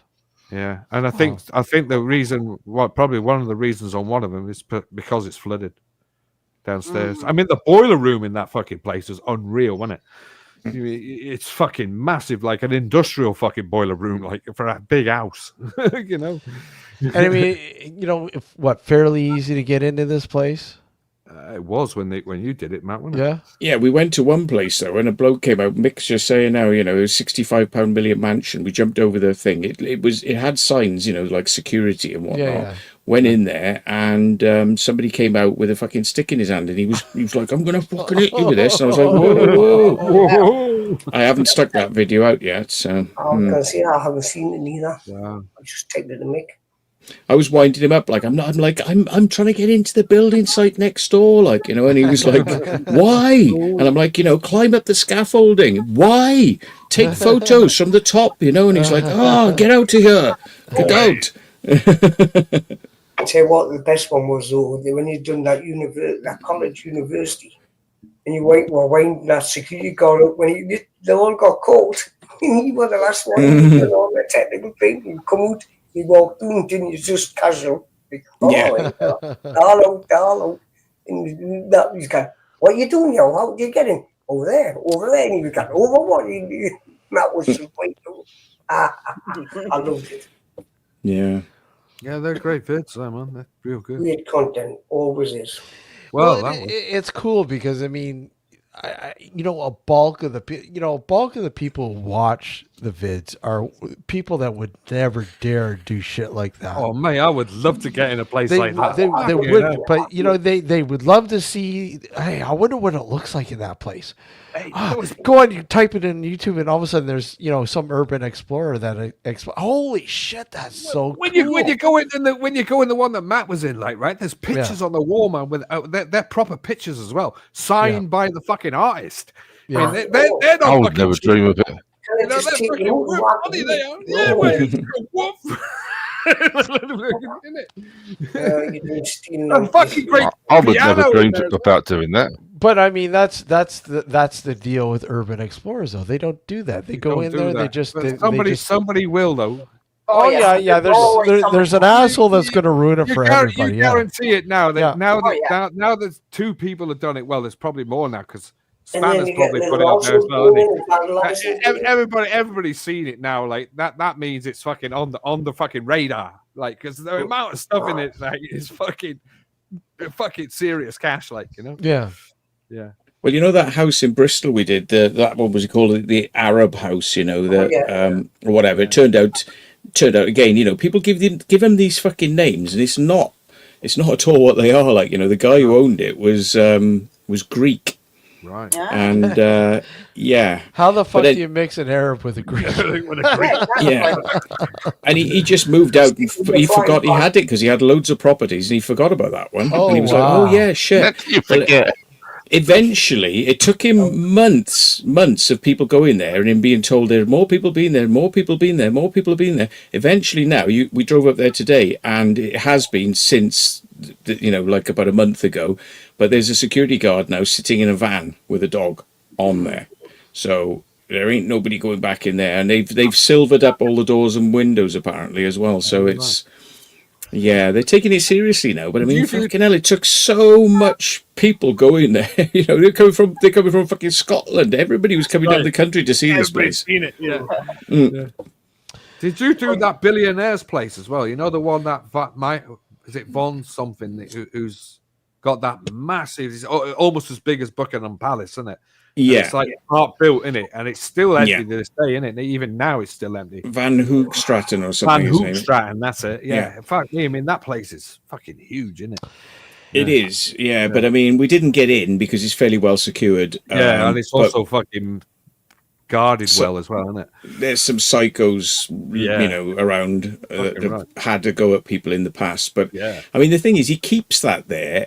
Literally as a fuck you to the government because he never finished it, and it's very visible from the road, and everyone knows it's his mausoleum. He wants it as a mausoleum, doesn't he? For himself, he wants to go and get buried in it. Yeah, when he dies. Yeah. Yeah, but I mean, he hasn't bothered to finish it. He's got the money to finish it, but he decided not to say fuck you because he was unhappy with the because he was put. What's been the most like off the charts freakiest explore you've ever done? One that's like, holy shit, man, I can't believe this happened. This is crazy. Underground in Corsham, I think, the massive tunnels there, with roads. Yeah. And you could drive around on the roads there. And my fucking camera battery was like years ago, and it was high 8 I was shooting on, and those fucking batteries never lasted. So by the time I'd been filming outside, never thinking we were going to get in, I'd wasted a load of battery on that shit. And then when we went down, we were like, oh my god, we can get in through this gate and go down the steps, and there was a fucking hole in the wall, and I was like, what's on the other side of this? It's like, oh, we're in. Fucking hell, we're actually in. So no red door. No camera to detect us. We were fucking in. And once you're in, there's no security on the inside. The security's on the perimeter to stop you getting in. Yeah. So I got to see a fair bit of it. We were in there for a while, and we were like looking around and climbing through air ducts and tunnels and things. But I mean, apparently I'd missed the telephone exchange, which we'd walked past and never realised. If you just turned down this little corridor, you were in the telephone exchange, and there was all sorts of places we missed. But I mean, I did the pretty much the full end from one end to the other and did it. And, that was probably one of the maddest ones I've done. I'd say the maddest thing you found was that complete mercury arc rectifier that you found in that cinema in London. Like, fuck me, it was a whole fucking mercury arc rectifier in one piece as well. Like, well, we found quite a few of those. Yeah, every one of those underground bunkers in London, the deep underground shelters, they all had them at either end. Like they'd have one there and one there at so they've seen quite a few of them now. You should have. But somebody spoke it for you, Matt. There, you took that. I'm not going to see his name, but you took somebody there and he fucked it up. Yeah. He went to steal stuff and then he set fire to it and Oh, there fuck. were lift motors, remember? Yeah, we don't talk about him. No. I don't know. You know, you should put together, Matt. You should put together the top 10 best interactions with security. Yeah.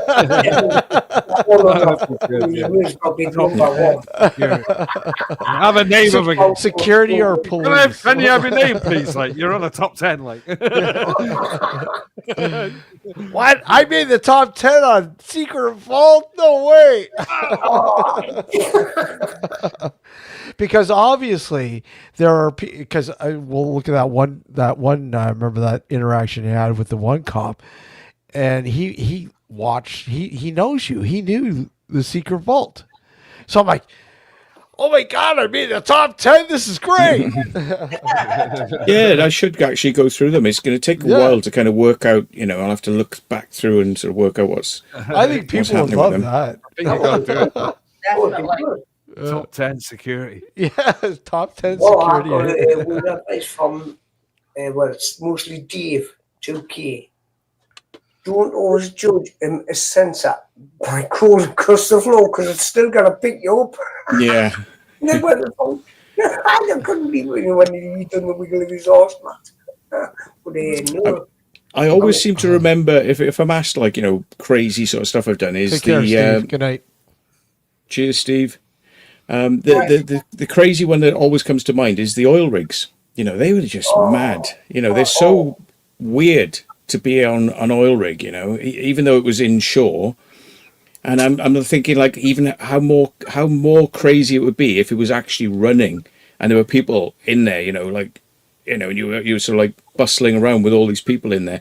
How much more mad it would be again to see it actually running, because they're quite dangerous places to be as well. Like things can go wrong. Yeah. And even getting dropped off on one in a fucking helicopter, like how fucking mad would that be?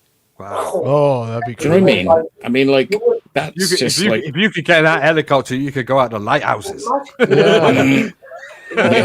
or you could have even a there's so much content.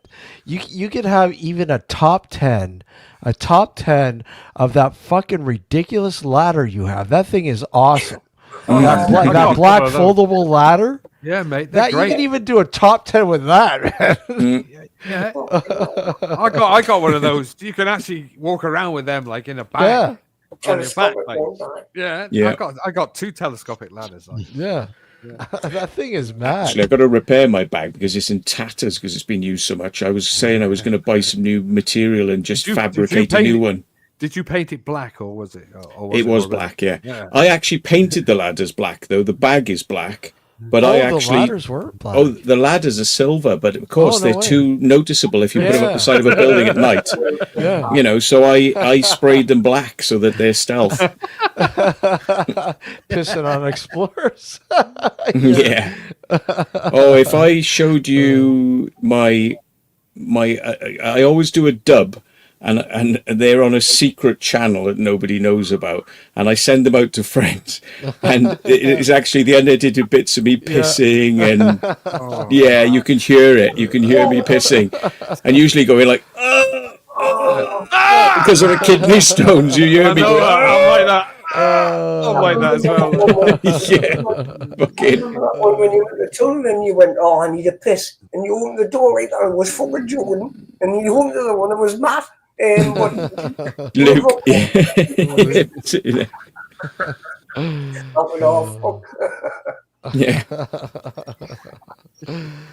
Yeah, there's so much content. You can like literally best interactions with like mad farmers and COVID people, vid people. Oh yeah, that guy going coughing at us like fuck. Yeah. Oh, that was insane. Wasn't Hey, there we go.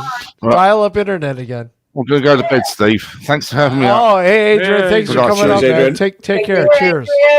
Take care. Later, buddy. Take care. Good night. I never knew you were an insurance salesman. Bye, Jackie. Bye, John. Bye, Matt. Bye, Cheers, Joe. bye. Bye, Steve. I'm still waiting for that picture of the mad microwave I mountain. was a broker. Yeah.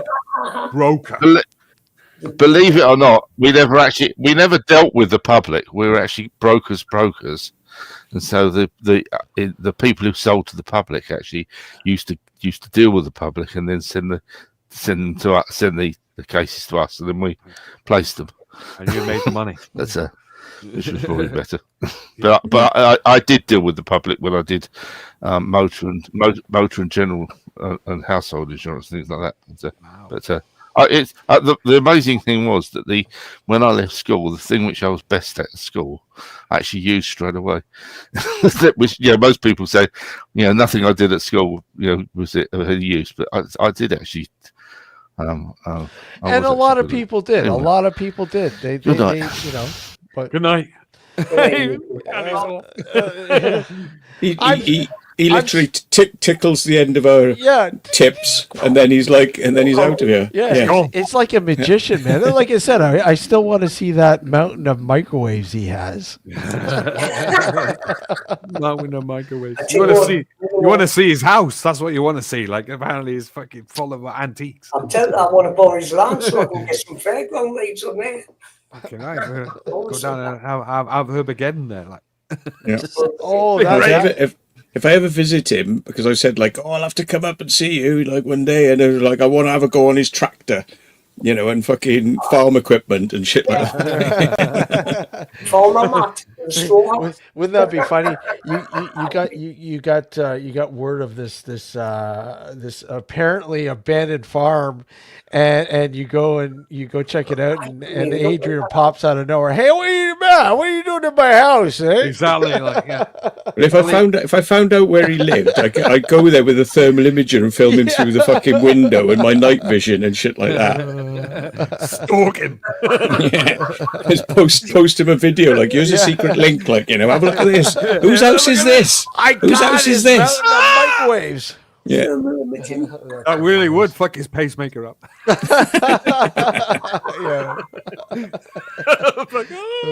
Somebody's watching me. We do one of those paranormal things where we move his cows into a different field and his sheep into a different field at night, and he comes up in the morning, he's like, what the fuck?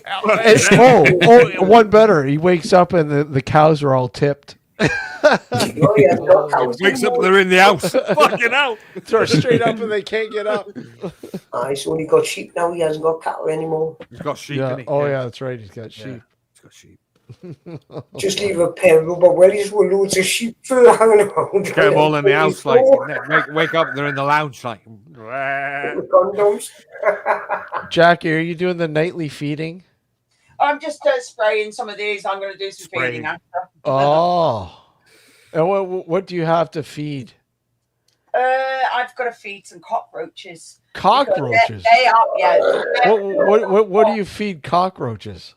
They get vegetation. They get dried rabbit food.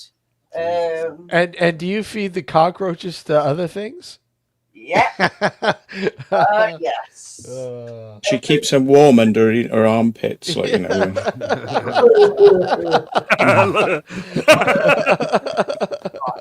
thanks. Like any creepy crawlers around the house, I could never sleep at night. Down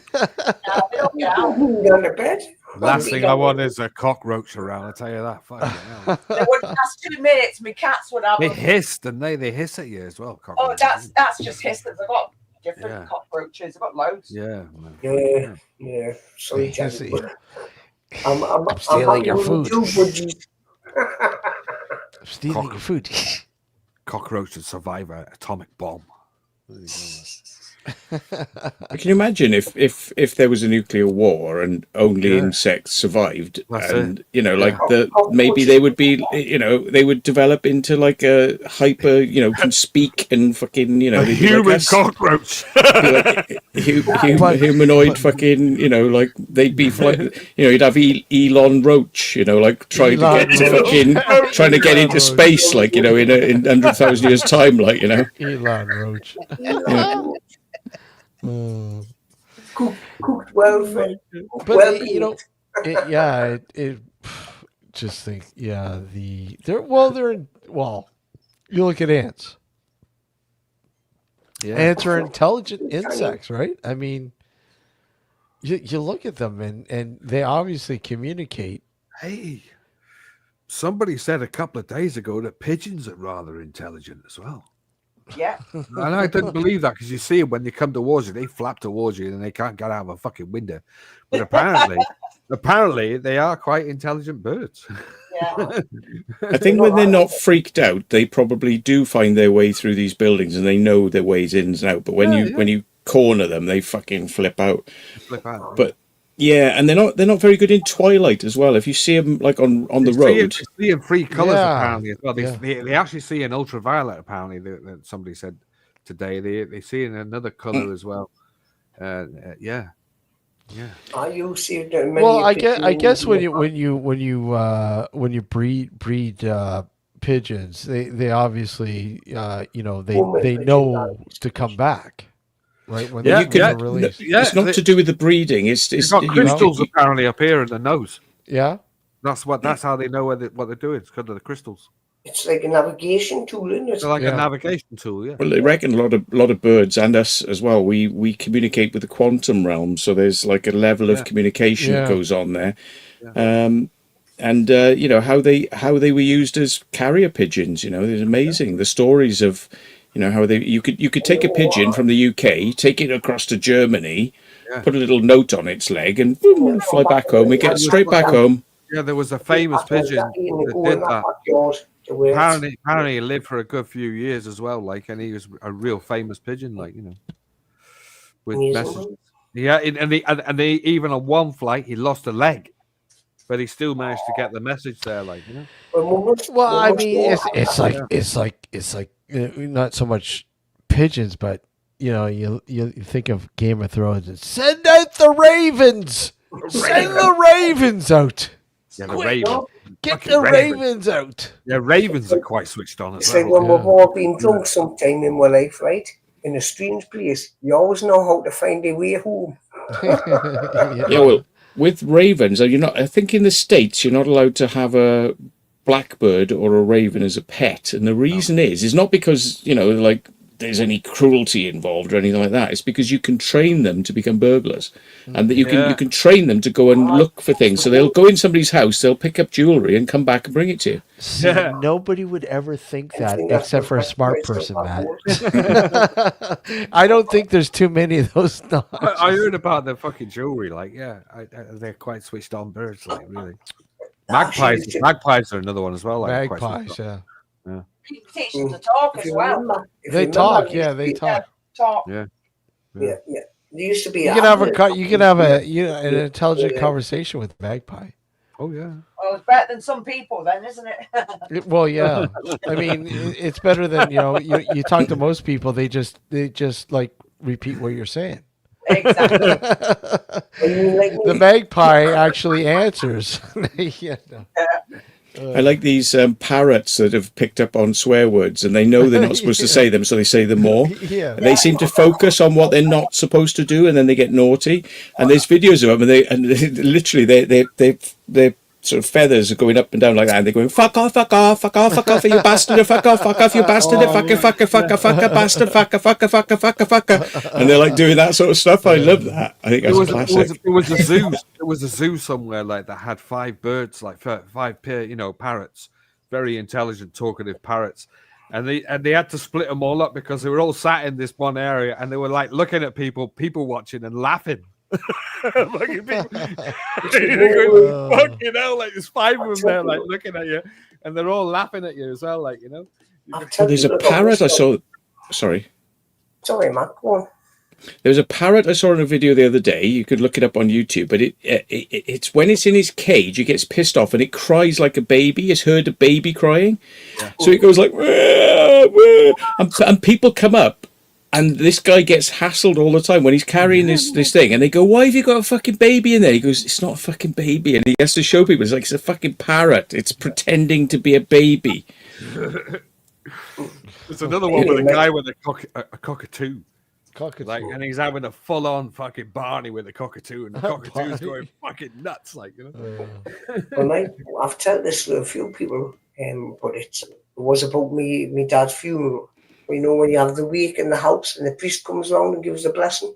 Yeah. So all the normally guests come in, and my brother was at my brother's house, and he's got a African grey, big massive cage at the top of the stairs. Could see it downstairs, so could see the passageway who was coming in.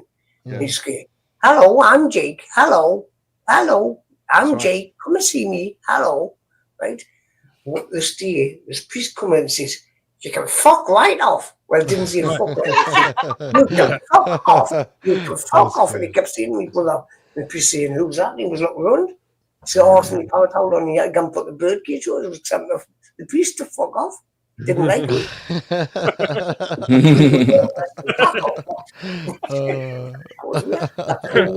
They're worth some money, but apparently they lose money when they start swearing. Like, you know, they can't. So we learned a bad word, you know. It's like a kid when they learn how to fucking swear.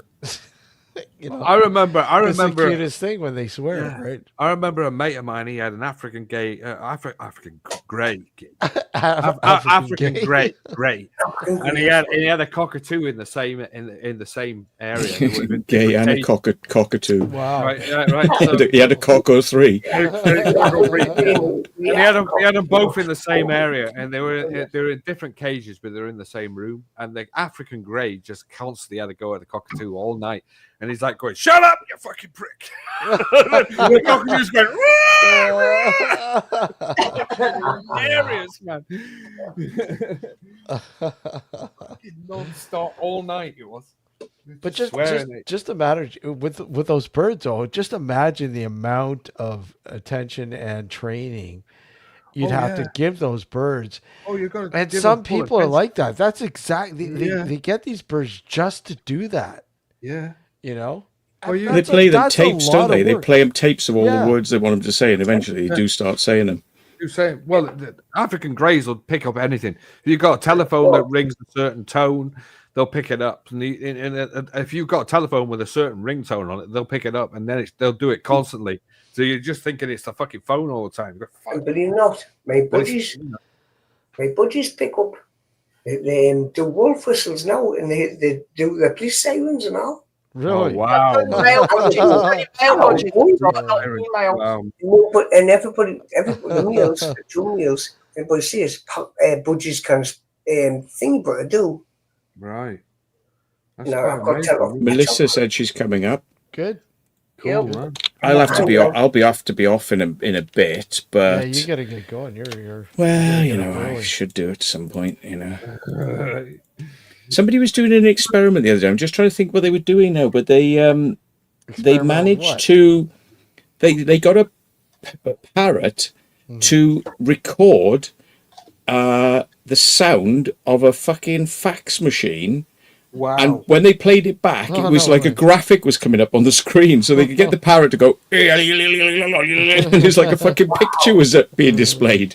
That was weird. That would have been good to see. Parrots. And there was I saw another one of a woman who was playing an instrument. I can't remember. It was a violin, I think, and she had a bird there that was a mimicking bird, and it was just like a songbird, you know, like you'd have out songbird. And this bird kept coming to her house, so she started playing music to it. And she said, "Watch! I hope it'll do what it'll, you know. Let's see if I can get it going." She's playing this like song. She's playing the song, and then the bird carried it on.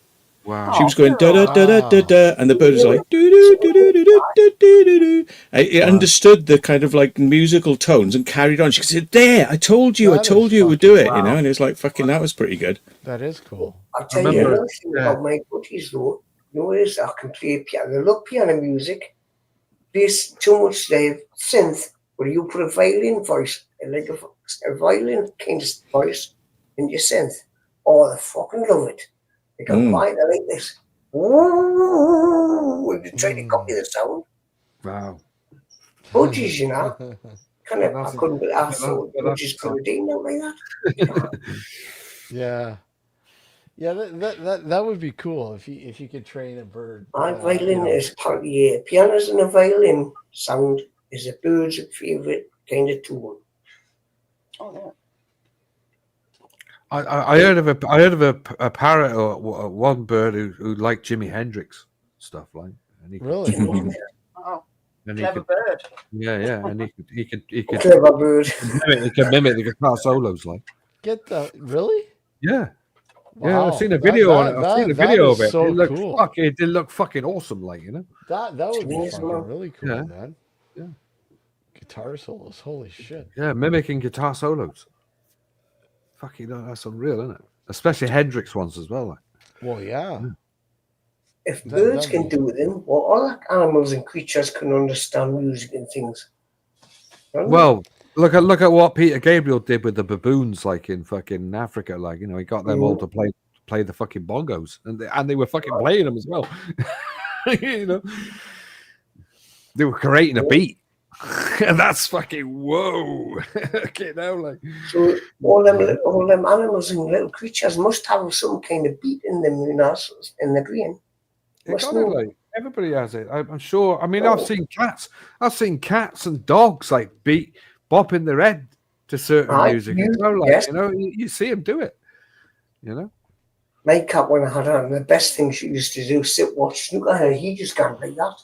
And they'd turn the ball, and then when the next pocket used to try and jump and catch the ball. That's right. I had a cat did that as well, like years ago. Like, yeah, it didn't work. I mean, tennis. I put tennis on. Wasn't interested. That was snooker. No. We had a cat who used to watch lots of lion documentaries and cat, you know, big cat documentaries. You just sit there and watch them. He was fascinated by it. Yeah. I'm trying the TV. And they can see, and you think with a cat, because a cat sees in ultraviolet as well, like apparently. So to see the TV is quite a fucking mean feat, really. Like, you know. Yeah, they knew what they were looking for. Sorry, Steve, your channel. He's being cheeky. Somebody there's two birds doing Jimi Hendrix. Cool. Anyway, you can call me that. Only Connor calls me Northern Monkey. Do northern monkeys have groove? That's right. History Hunter says like the gorilla playing the drums in the air tonight, which is there is a video of that. Yeah. Wow. No, is that the fake one or the real one? I think it's a real one. Yeah, I know. There's a lot of dairy milk chocolate one, and it was like, what? Yeah. A lot of fake. I think they've discovered as well. They've trained chimps and different types of monkeys to look at screens, and like, you know, they say sort of like, if we'll show you a load of numbers on a screen, and then you've got to memorize it. Well, people are shit at it. They like trying to memorize a few numbers. They get about 3, you know, like, but you can flash an image up really quickly on a screen to a monkey, and it'll get all the numbers and it'll type them in on a keyboard. So it has like a photographic memory. We're not allowed to do that anymore, are we? Like flash things up. We're not allowed to do that. Subliminals. They used to be able to do it with adverts years ago, like, and they're not allowed to do it anymore because I'm sure that was a thing like the Donald Tomorrow's World. You know, back in the day, Tomorrow's World. I'm sure it was a program like that when they done them shapes on a screen. Might be Tomorrow's World. Yeah. And then they give them the puzzles and that, and match the puzzles to what's said on the screen. No, it might have been the Krypton Factor. The Krypton Factor. Wow. Classic program, like. Oh, Love the music too as well. Art and Noise did the best fucking theme tune ever. Mm-hmm. You can't find that on fucking vinyl anywhere. That fucking tune either, like. No. Fucking brilliant tune. Used to turn the TV up full blast every time that came on, like. Fuck. It's funny how autistic people have got good photographic memory sometimes as well, you know. They're autistic are right on it. Yeah, there's some very good artists as well. They can you can literally you could show them a picture like that, and then they'll draw in incredible detail everything that was in that picture. Yeah, do you remember that young lad who did the London skyline, and he literally just seen it? Somebody stood him there and said, "Look at that," and he went off and he painted the whole fucking thing. Like, you know, with the black fucking paper pen or something, it was like a black pencil, wasn't it? And he did the whole fucking skyline, like, you know, you're going fucking hell, like that's just from looking at it, you know, fucking amazing. Autistic as well. He was autistic to the max. That lad, he was a young black kid as well, like. Yeah, I remember him. That. Yeah, I remember Yeah. seeing that. Yeah, it was on something like fucking That's Life or some fucking bollocks or something. Wasn't it? Years back. Or fucking Record Breakers or anything. Record Breakers. That's it. Record Breakers. Record Breakers. Yeah. Roy Castle, wasn't it? Wow. Roy Castle. Yeah.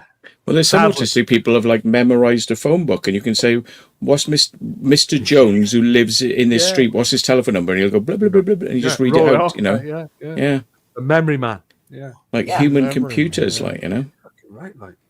Then you get speed talkers and everything as well. That used to bloody confuse me. That. Oh, speed talkers, man. What really fast. Or the guy who used to be able to talk backwards. I don't know if you've ever seen him. Is it Ken Irwin? I think his name was the guy. Yeah, something like that. He used to talk backwards, like, and he was on Tiswas quite a lot as well, like, you know. Funny as fuck. I'm trying to find a really good sample of birds, but it's hard to find a really good sample. I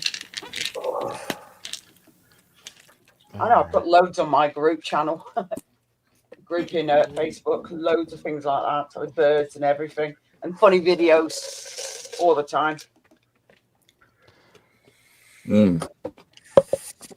I've seen people with photographic memories, and I've tested them out, you know, and I say to them, like, you know, on this time and this date, what was said, and they'll just come out with what was said, and they've got it all there. And my ex-partner, I used to say to him, like, do you remember this person's telephone number? Because when I was taking it down, you know, like I'd be on the phone and I'd be going, yeah, what's your number? And I'd be like, 07815. And he'd be hearing this across the room, 07815, da da da da da da. And I say, what's John's telephone number? He'd go, 07815, da da da da da da. And I'm like, fucking hell. And I test him, like, he'd know the numbers in my phone, you know?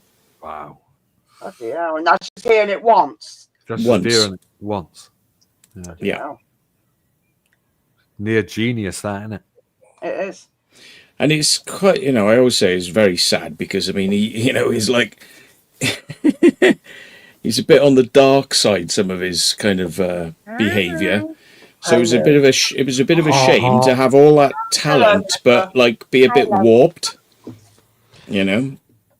And it's a shame he couldn't have used it for something, you know, sort of more constructive rather than being a bit of a bastard. I was going to say, Mel, where are you? Where are you, Mel? But you're here now. You never She's in the entry. She's here. She's here. She's here. She's here. Where are you? I'm in the entry. I'm in the entry. I'm in the entry. Show yourself. I'm going to get off now, Mel. I'm so sorry. It's not because you've turned up. I've just got to. I got to get to bed. I think he's got to get up okay. Because I'm going to be up exploring tomorrow. So cutting it fine, like. Explore with Matt tomorrow. I said exploring with Matt tomorrow. With Mr. Spanner and his daughter. Mick Spanner. The immortal Mick Spanner. We've now seen Mick Spanner a couple of times. Like. Yeah. Oh, I know his stuff. I watch it all the time. The immortal Mick Spanner. I've always been saying, like, if I come down to Plymouth, I got it mixed up where you were, though. I thought you were in Swansea. Remember? You always keep saying. But now I know it's Plymouth. I know. But yeah, I know it's Plymouth now. So eventually, when I next get to Plymouth, I should try and come and see you. But the thing is, I was passing through Plymouth and I was thinking, like, you know, there was nobody to visit, like, you know, apart from the people I knew in Plymouth. But you weren't one of them. It's like because you were in Swansea. You weren't in Swansea. Like, the fuck did I think that? There's a couple of places that's coming up soon, like, and I'm waiting for it to sort of. There's a couple of lads. There's a couple of young lads called they call it the Unveiled Brothers, like, and they do a lot of stuff in Plymouth and around. They've done a place in Newquay not so long back. They did a place called an old nightclub, and there's a place called the Money Centre in Plymouth. It's just empty at the moment, which everybody's waiting to get in. And that might be worth a visit if it comes up. It's all right. He was meant to be at a festival and he ended up doing exploring instead, didn't you, Mark? Yeah, Adrian says he can remember telephone numbers. There we are. He's got a bit of a photographic memory going on. There you go. There you go. Photographic memory. Adrian says, I 50 can remember years ago, you telephone still remember the highway code. Remembers names of sheep. Remember years ago when we didn't have mobile phones? Yep. You know, you would remember telephone numbers, Yeah, wouldn't You you? would, yeah. Day ones, Because I usually do. it was just just a handful of numbers you'd call. There's only one number. Now that I it's can like remember. it's like fucking shitloads 191. because everybody's got a phone now. There's one number I can remember because my receptionist, the receptionist of my father's company, she taught me to use a telephone when I was 4. And there's and it's a works telephone number, and I still know it to this day. And I can roll it, and I can even remember the code for the area as well. Like, and she taught me that telephone, and I used to ring my dad and my uncle every day in the works.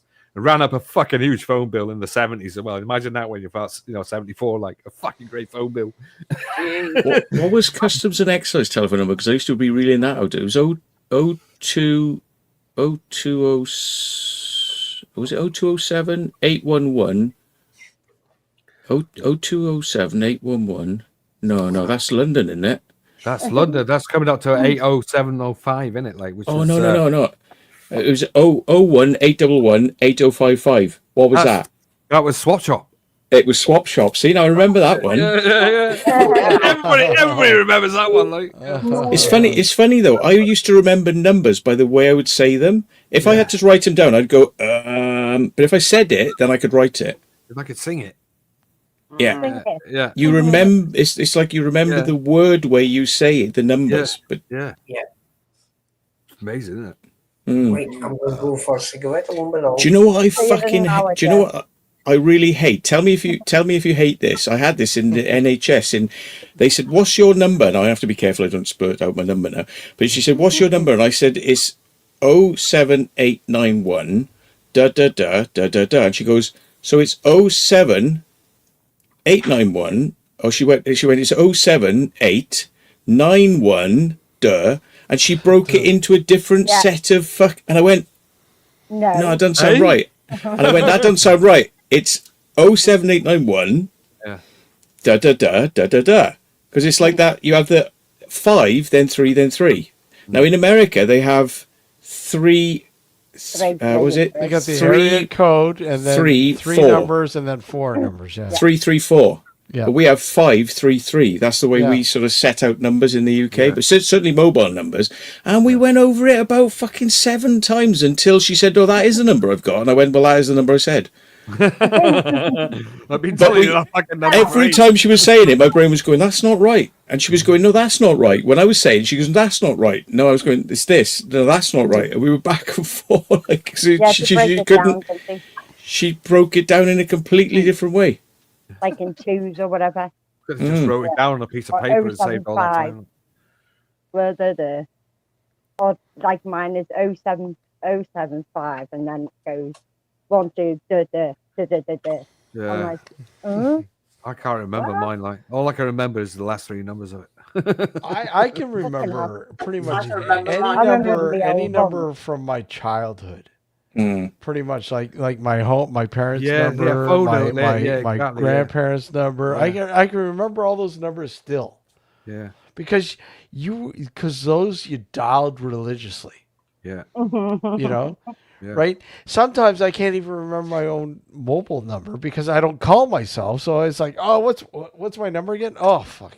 I'm like that. I cannot remember it. Yeah. Apart from the last 3 numbers. Hey, what's your number? or your next of kin when you're filling out forms when they ask you like your next of kin, and then you're like, don't know, not a clue. Hang on, let me get my phone book out. Yeah, let me get my phone a minute. Incredible. Great days. Great days. Right, folks, I'll catch you later and have a nice one. I'll listen to the stream. I'll probably go to sleep listening to the stream, so I'll catch you all in a bit. All right, okay. Cheers now. Take care. All the best. And you. Bye. Bye. I love. So I'm looking forward to this year's Urbex. Urbageddon. Mm. Urbageddon. Are you getting stressed out? When Me, is it?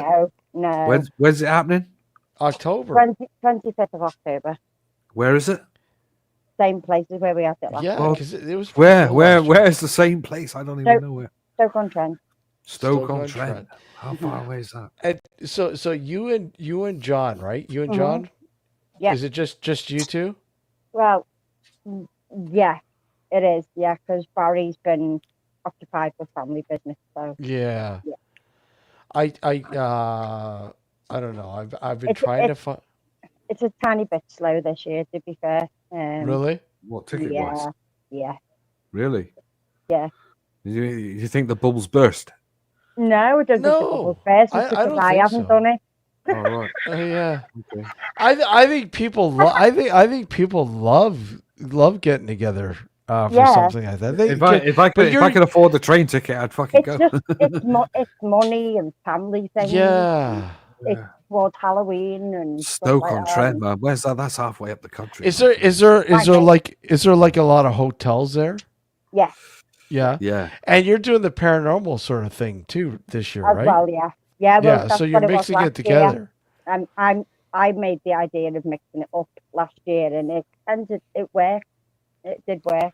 Yeah, because So- I mean, you have that cross. I mean, you have people that like the paranormal, but they like exploring. Exactly, they you both know? do it. They both Yeah. do it. When you do paranormal, you explore. Yeah. You go into an abandoned building or whatever, don't you? And Exactly. so it's all linked, really. Plus, you just don't do the investigation when you're airbagging, obviously. I keep saying, Mr. Smith, you gonna come over? Of course, I want to get over there, but unfortunately, I just can't because I just don't have the moolah Too right much now. money. It's Too much halfway. money. It's a halfway up lot. the fucking country, man. I know, What it is, for you, John? Yeah, Yeah, literally, it's in the middle of the country. I mean, What's it cost? I mean, what's it cost? Like, give me a I don't know. ballpark number. I'll go and find out what it is. Yeah, give me a ballpark number. What's it cost from you to where you're at? When I went to Frank's, right? Frank, it was under. And I wanted to ask you about that. Yeah. How was it finally meeting Frank? Oh, it was unique. Yeah. He's all right. Like he's all right.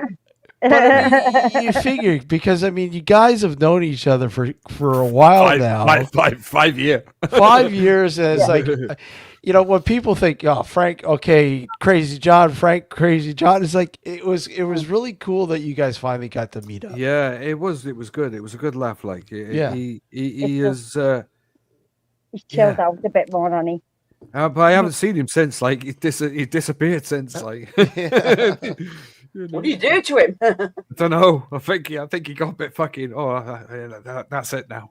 It's only because it's like it's a male's night out, isn't it? So when we got there, I mean, he's totally what you expect him to be. He's taller than I am. I'm 5'8", so he's 6 foot.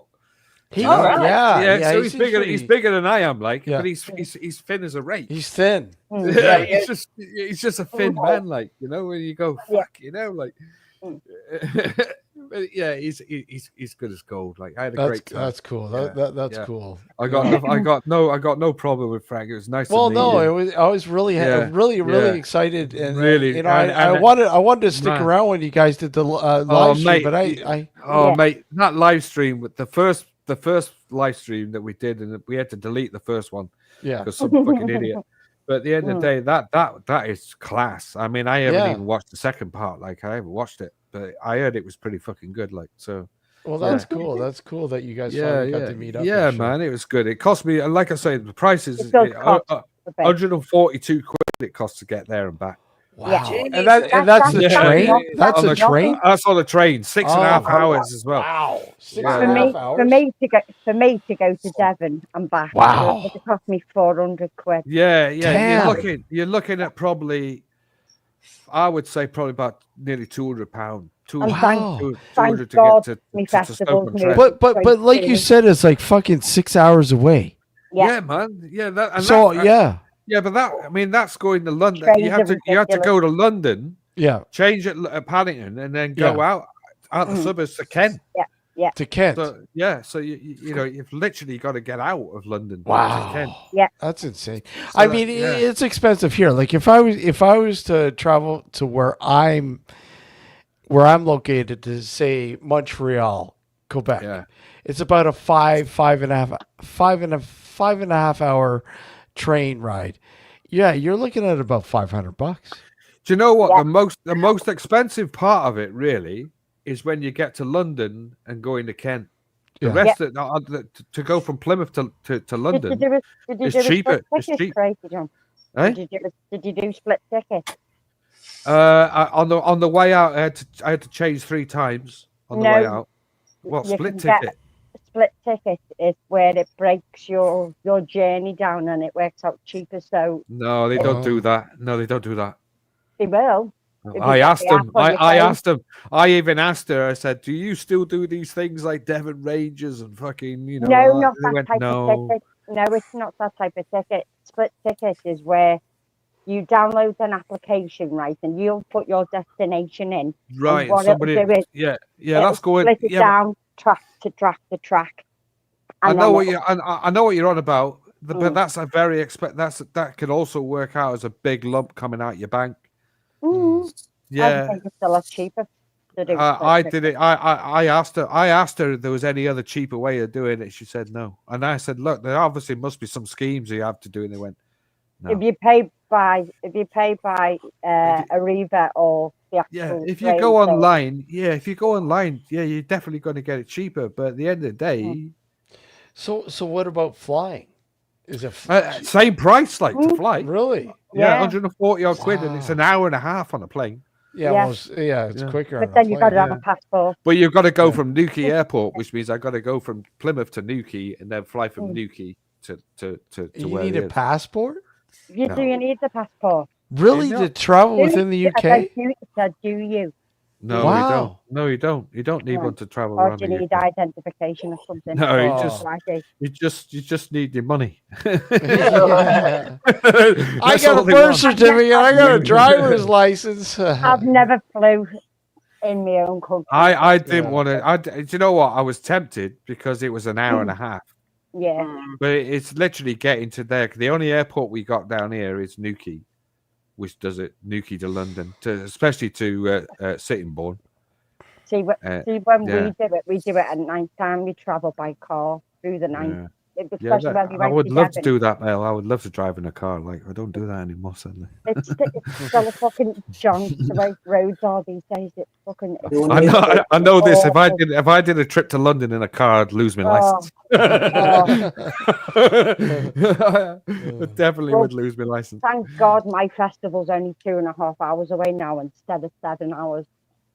So there's only one airport around here, and Well, that's you know, Newcastle. Melissa, send me the particulars, right? Mhm. And I'll help you pump it out. I don't have a problem. I'm amazed. doing that. I'm I'll help amazed you pump. that Joe isn't going because Stoke and Trent isn't that far away from Newcastle. yeah, There you go, he Joe. won't travel. You got no excuse, go. Joe.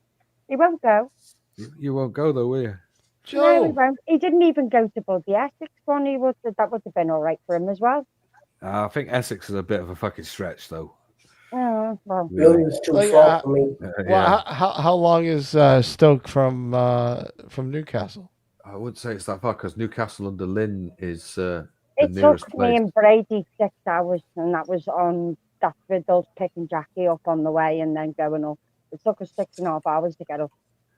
I would go to Canada, but the thing is, Jackie, are you going up again? it's not just the distance. No, because I think it might fall on the day that we're going watching some metal bands. Oh, okay. And I'm going to a metal festival this weekend. Metal Fest. You're going this weekend? Yeah. Nice one, I work on them, don't I? So Yeah. Wait a minute. Wait a minute, Mel. What's Is the that- Metal Fest this weekend? Yeah, this weekend. Do you know this weekend's just started? Yeah, it's you know Friday. what I mean? Thursday Saturday, coming up.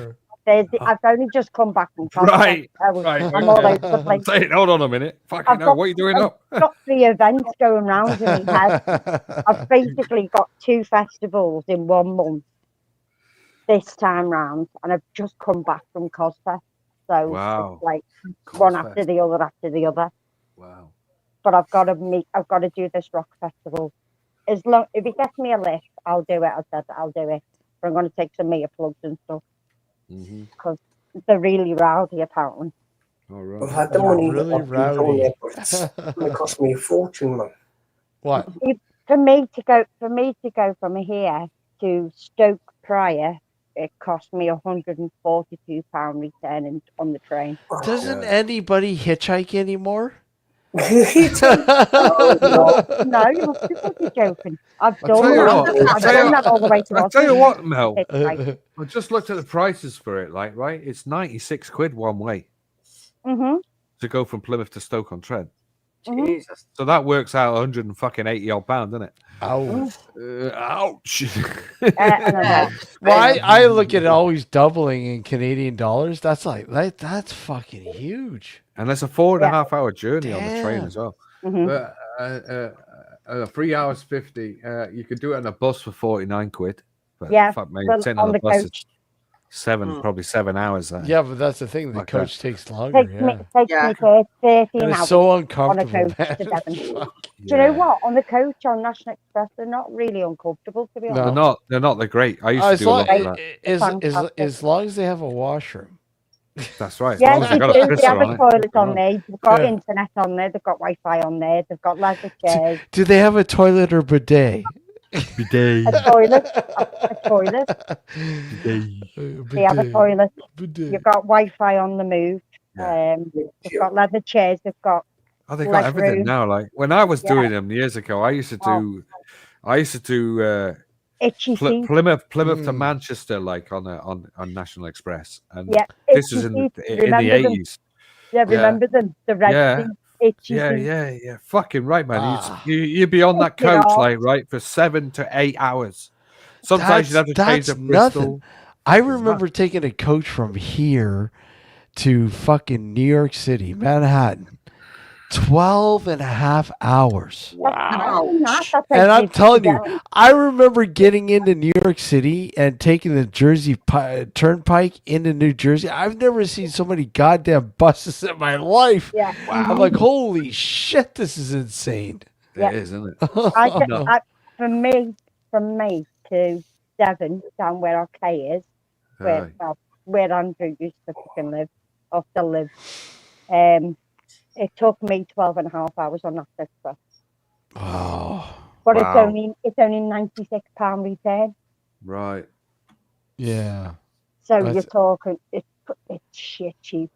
And if you've got a bus driver what smokes, you're all right. Because you can get on and off and have a ciggy or whatever. It's cheap if you don't mind spending that time on a bus. I know there's some people that just I wouldn't do it again. I really would not. That was just torture. I think I would travel in the night and get the early bus. I could sit on the train for 6.5 hours, but fucking hell. 12 hours is torture. Bloody hell. It's not that bad. It's not bad. If you're gonna do it often, it's understandable. But well, if you're a talker like me, it flies by. Danny, are they state? Are they called? They're not called states, are they? In Australia, I thought they were provinces. Or I can't remember. They're not called states, are they? Yeah. Are they? Yeah, in Australia, they're states. Yeah, okay. Australia, yeah. Wow. He can drive 12 hours and still be in his home state. Yeah, I mean, like it's like that here. New York City in 8.5 hours on the plane. Yeah. Fucking shocking. Yeah, 6 states and 2 territories. Yeah, territories. That's where I was getting mixed up. Territories, because we have territories here, but provinces. But I mean, fucking, you could literally drive 24 hours in some provinces and still be in the same province. Yeah, I know. They're massive. Insane, isn't it? Absolutely massive. Yeah. In America, especially. For now. It's not too bad in the States because the states aren't as big. They're smaller, but oh my God, here, like you travel from here to Northern Ontario, you're looking at 24 hours. You know, it's insane. You couldn't do that like nowadays, could you? No. Just You'd have to make a pit stop. Give me a load of Yeah, you'd have to amphetamine, stay like a load of pills, like I could drive 24 hours. Not anymore. That's okay. As long as I'm not allowed to do that as anymore. long as I'm not driving, it's fine. Yeah, you'd have to stay overnight. It's like if I wanted to go down to Devon, for me to get into the Axminster Showgrounds, my train didn't stop there. It stopped way before it, so I'd have to travel down, stay at a travel lodge, which there's another 90 odd quid, Yeah. and then that's including your £400 train ticket. Oh wow! Then you'd have to get a train from that fucking. 400. What are you doing? Sitting first class? No, that's just on standard trains. Honest to God, for me, yeah, 6 hours for 400 odd quid. Wow. And then you'd have to stay at a travel lodge, and then you'd have to travel the next day, and then you'd have to go from the next day, obviously, and pay for the train to go to Axminster and back. Well, how long? I think I asked this before, but I can't remember. How long would it travel from the northern part of the UK down to the southern part? What, as in roughly? Like Scotland down. From Newcastle to London. You're doing that would be about 7.5 to 8 hours. No, on a train. Yeah, on a train, yeah. A couple of £100. Oh, more than that, Joe. It's the money. You're talking probably 120. So you're talking 200, nearly £300. And just imagine you used to be able to go on holiday open for return a as week, well. didn't you? You used to be able to go on holiday for that for a week years ago. You know what I mean? 400 quid. You know what?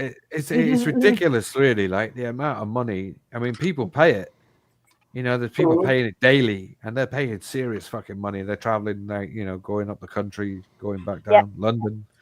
Especially business people. Business people, yeah, especially business people. I'm sure they used to do coaches from Newcastle back in the day. They used to do a coach from Newcastle to London.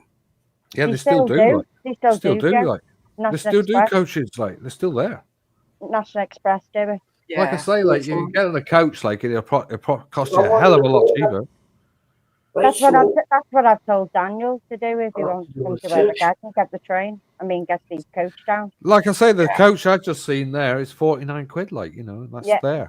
So that's 80 odd pound there and back, isn't it? Yeah. Better than 180, isn't it? Fucking right. Right, people, I'm going to leave now because I was going to do the bugs, but I'm going to feed him tomorrow and fucked, basically. All right. Cream crackered. Cream crackered. I'm cream crackered. Right. Yeah, thanks for having us on, Steve. Yeah, thank you for coming up. Nice. All right. Night. Take care, Jackie. Night, see you later. Night, sis. No, night, sis. Love you. Night, cats. Sis. Yeah, we call each other sis. Yeah. No, night, love.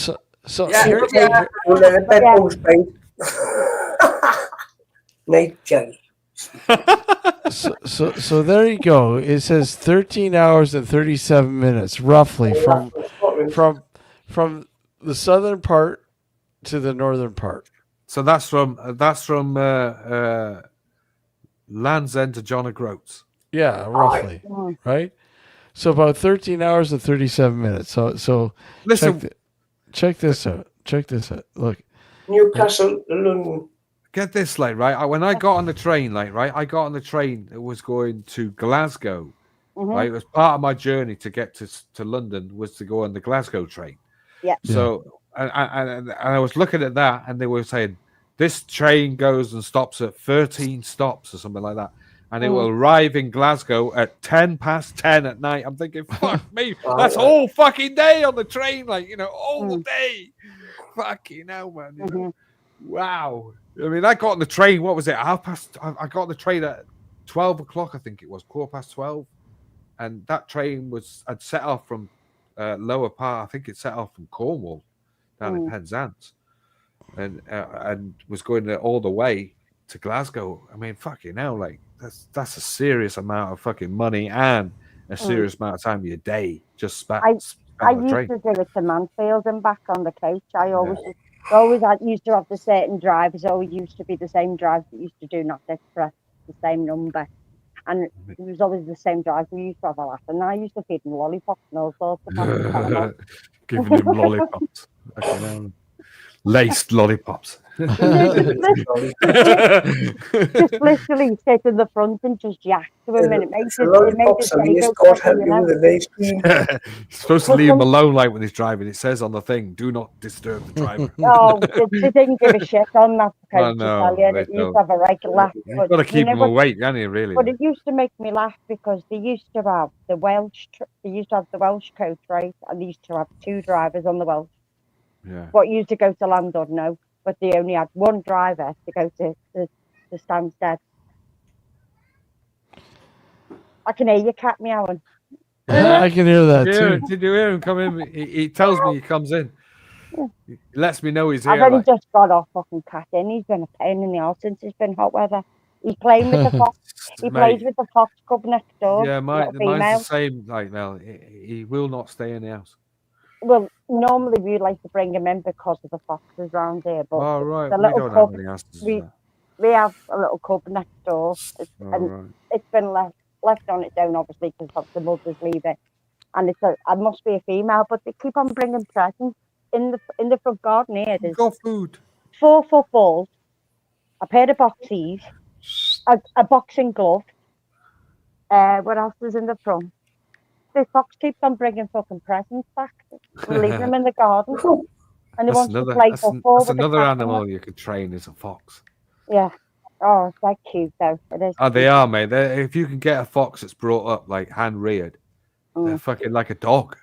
Yeah, it's so cute though. And it wants to play. It keeps on throwing the football in the air and flicking it around. Yeah. So here you go. This is from from the bottom of Ontario to the top of Ontario.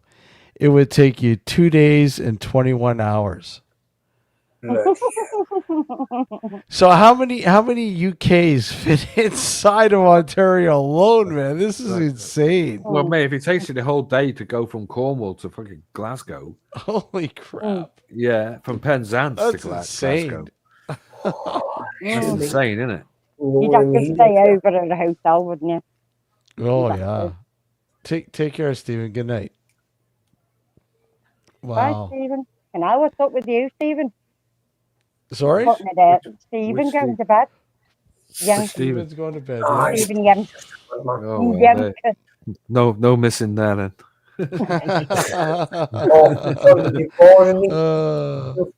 Listen, you could talk to him on fucking Dave's channel, Joe. Like I ain't.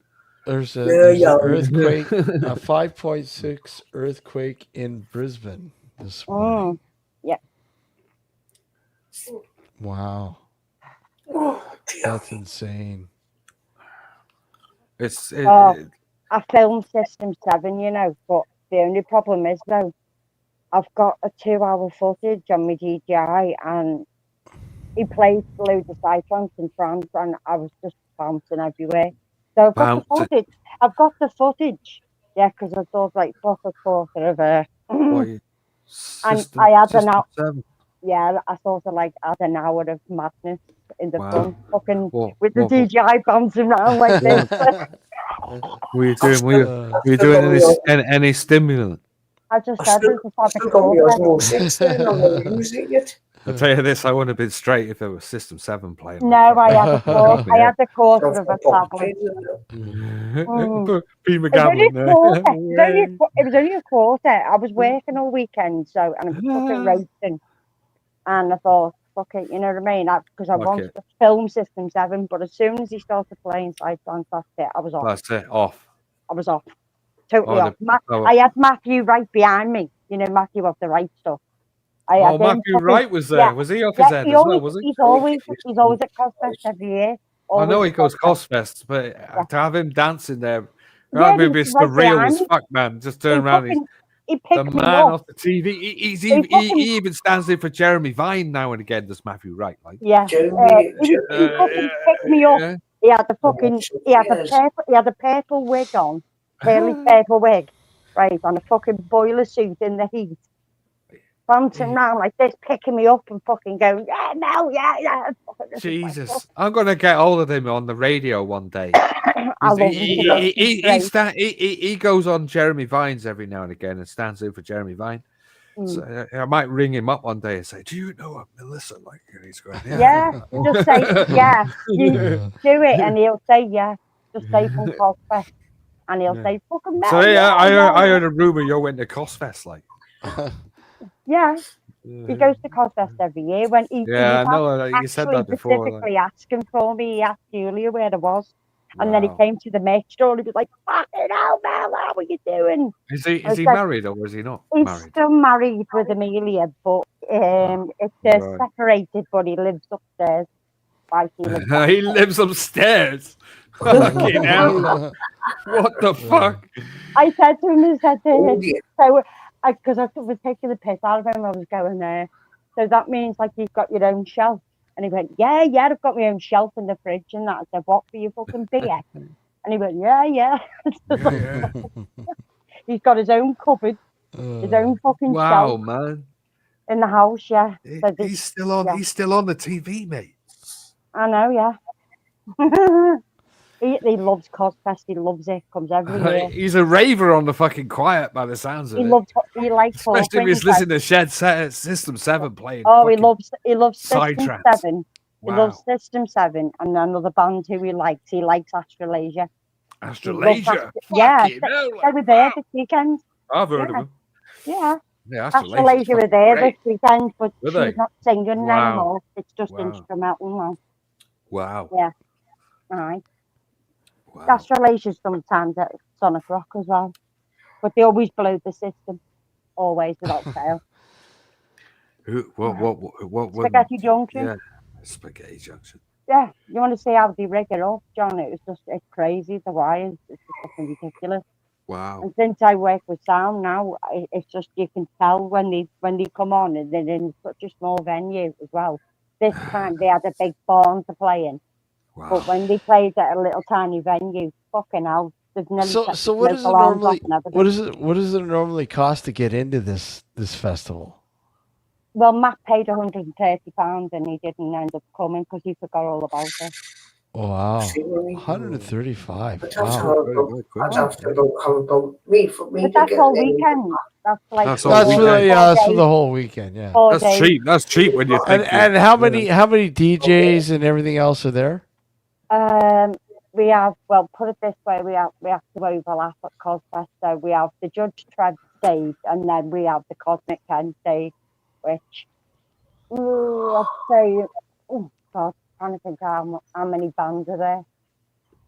Oh, I'd say at least about 60 bands. Wow, that's pretty good. Maybe more. That's actually not bad. And then you've got Wally's tent, which he'll put music on and all that, and then security will let you play till about 3:30 in the morning, and then you can just sit in the tent and chill and play acoustic and do whatever. And so you can have a rave there on your own. Basically, all the bands will play. All the bands will play. They don't just come and play and sod off. They mingle with you, and that's why Matt and that were fascinated. Matt, I mean, John, what are you watching in behind you there? What the fuck is going on there? Oh, that's come to dinner. Oh, I was gonna say Channel 4 program, like where there's people go around people's houses and have dinner. Oh, I thought he was watching. I think that's some sort of woman bondage system. Like, you know? For me, it looked like Deadpool or something. Yeah. I've not really paid any attention. No, it is. It's not a porn. It's not a porn flick. No, I was just saying, what the hell's going on there, man? Come dine. Come dine with me.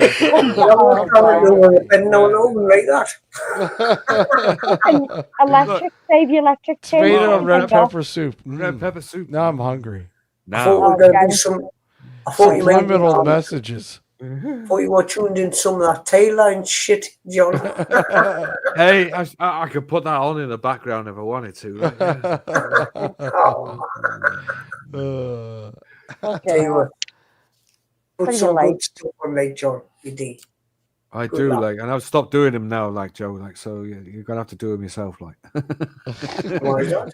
I just had enough of it, mate, because it just. Oh, hey man, it keeps everybody No, because everybody there on your channel, man. Everybody really did my head in. Like, was I did one a couple of last week. Keep away from. And somebody else went and started one up like halfway through, like, and totally ignored the fact that I was on. Yeah. You're gonna have to keep away from the. Well, when you did a live, John, I was doing a live, and they knew I was doing a live because he even mentioned it. He said, "Oh yeah, Crazy John's gone live," and then they went and started their own up, and I thought, well, okay. Is there anybody I know? Yes. Oh, you're just as bad, Joe. You do it all the time. Yeah, you do exactly. You do it as well. Like you're no fucking angel, like. But anyway, that's if I could get away with it, I'll put a screen behind them, play Pornhub while I'm talking. Pornhub, you'd be lucky if you get that these days. Like they've even stopped that now. Like if you have a VPN, you need it on your mobile phone. You can just set it on your mobile phone. Fuck me, I'm turning it off like it's fucking wrong. That's hilarious. Imagine that being Pornhub behind you when you're talking on live stream. You can't get Pornhub anymore, like. It's a finish, like. Hey, no, because Terry, how are you, buddy? You have to verify your age Hi, to get Terry. on Pornhub. And then everybody went, "Oh, you could do it with VPN from a different country." But now they've stopped it from America as well. So you have to have the age verification if you take note, Joe. So take note. VPN is finished. VPN and Pornhub, no more. Really? Yeah, they stopped it, man. They've stopped it completely. Like, and you know what? Since it's come in, they've lost over. What did they say? Somebody said they'd lost over 190,000 fucking viewers. Oh, them poor little go figure, right? Go figure. Yeah, since they brought this thing in, like since they brought this fucking, this fucking. You have to thing start in. your own channel, Joe. Do my own channel. Yeah. I will if I can do the agents and find myself sheep. Bit of budgie sheep? Oh, man. Don't be talking about no. You might have some restrictions animals there, Joe. Yeah. No animals are harmed. We're on the fucking register like no animals were harmed in these videos. Fucking sheep. There's been fucking plenty of them at the weekend. I could have got you some, Joe. Sheep and duct tape. Anything like that, it's got to be well Barbara. Sheep hub. Sheep hub. Show it to me, Barbara. Turning with a sheep. Have 2 legs. They got fucking 4 legs. You have got 2 legs. Fucking hell. You have to roll it over like. Plus, it's got to roll it over. Roll it over with me clover. Roll it over with your words. You need to pick proxy sites, so I have been told. Proxy, proxy sites are. Tor browser. Get away with it with that, but at the end of the day. Tor browsers. It's all right. Flag right up with that. Like, I'll let you know. Just this one. I wouldn't be doing that. It's no point really. There's loads of other channels to look at if you want to find that's why here IPTV, there's tons of them. Difference between back in the day. Away we go. Back in the day. Joe, we have a question for you. What's that? Right there. He can't read that. The difference between I'm gonna say Scottish sheep and Scot lassies. Well, I wouldn't know because I'm not Scottish.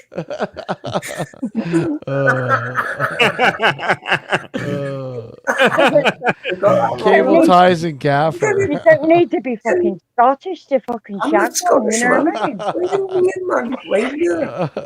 You try to insult me. It's like basically trying to call me a Scumberland fag. He's Scumberland. Oh, fat. No, thanks. Red and yellow and white stripes, man. Hey, you'd be offending somebody if you say that, Joe. I'll be right back. I'll You be can keep the right knickers back, on. guys. Wow. Online. Yeah, the online safety bill is an absolute joke. Nah, Yeah. it's got to be like that because some of these adults, think about it. Some of these adults could have been sitting there lying on the bed in the little beds, could have been running, looking at that. Listen, at the end of the day, like, right, if kids are going to go and find it, they're going to find it wherever you fucking Oh, yeah, of course they will. Right? Listen, they don't need to go and look for it these days. It's fucking so plastic easy to everywhere. find. It's everywhere. Yeah. And they think that they get brought up growing up. they think just hitting the 5 main sites is going to stop it. Well, that's bollocks. Kids these days have grown up. They are they grown walk up. around in their full trance, man. They're not kids anymore. They look when they're walking across the road, the youngs know, man. Lad I knew, lad I seen, nearly got run over by a car. He's like in the middle of the road like that. When I was young. Like, fucking hell, mate, there's a car coming. Yeah, it's not like that anymore. That's what I mean. Kids these days are so they're up there with technology and there was no mobile phones now like that. There wasn't nowhere. You just got when I was. Better than we do. Have a laugh and not walk to school. You're not that old, not that much older than me, you know. How old are you? 50 what? 58. 53, 58. Oh, well, you are. Okay, I'll let you off. No, he's halfway there, like. Yeah. Well, I'm only 3 years off 50. What, sorry? 3 years off. 3 years off 50. No, you'll be there soon, like. Don't worry about it. The way it's going on at the moment, like you'll be there in fucking pretty quick time. Like I tell you, like fuck me, this year's fucking flown by. We're nearly at the end of the fucking year.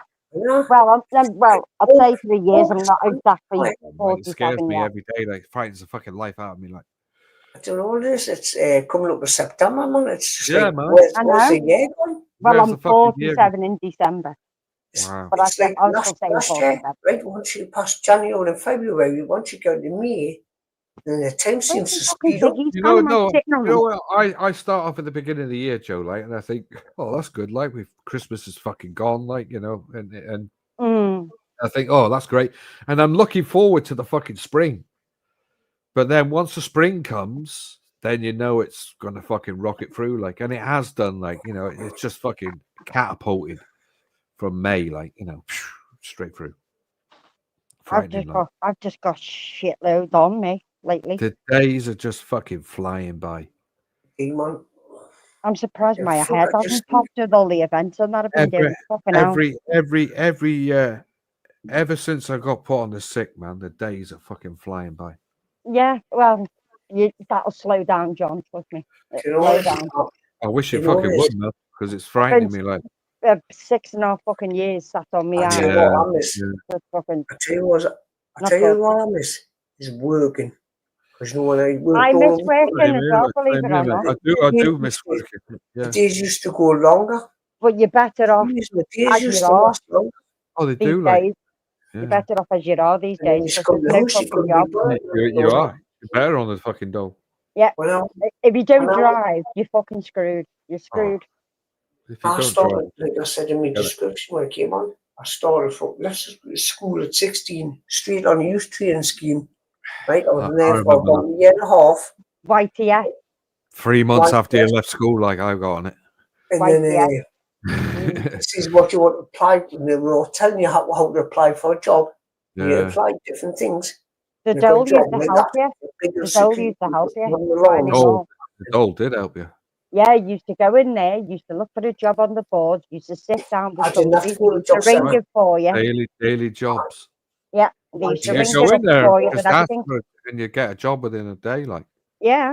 If you really wanted a job, that was. It took me a year in the YTS. This day and age, you go into the fucking job centre now and they don't.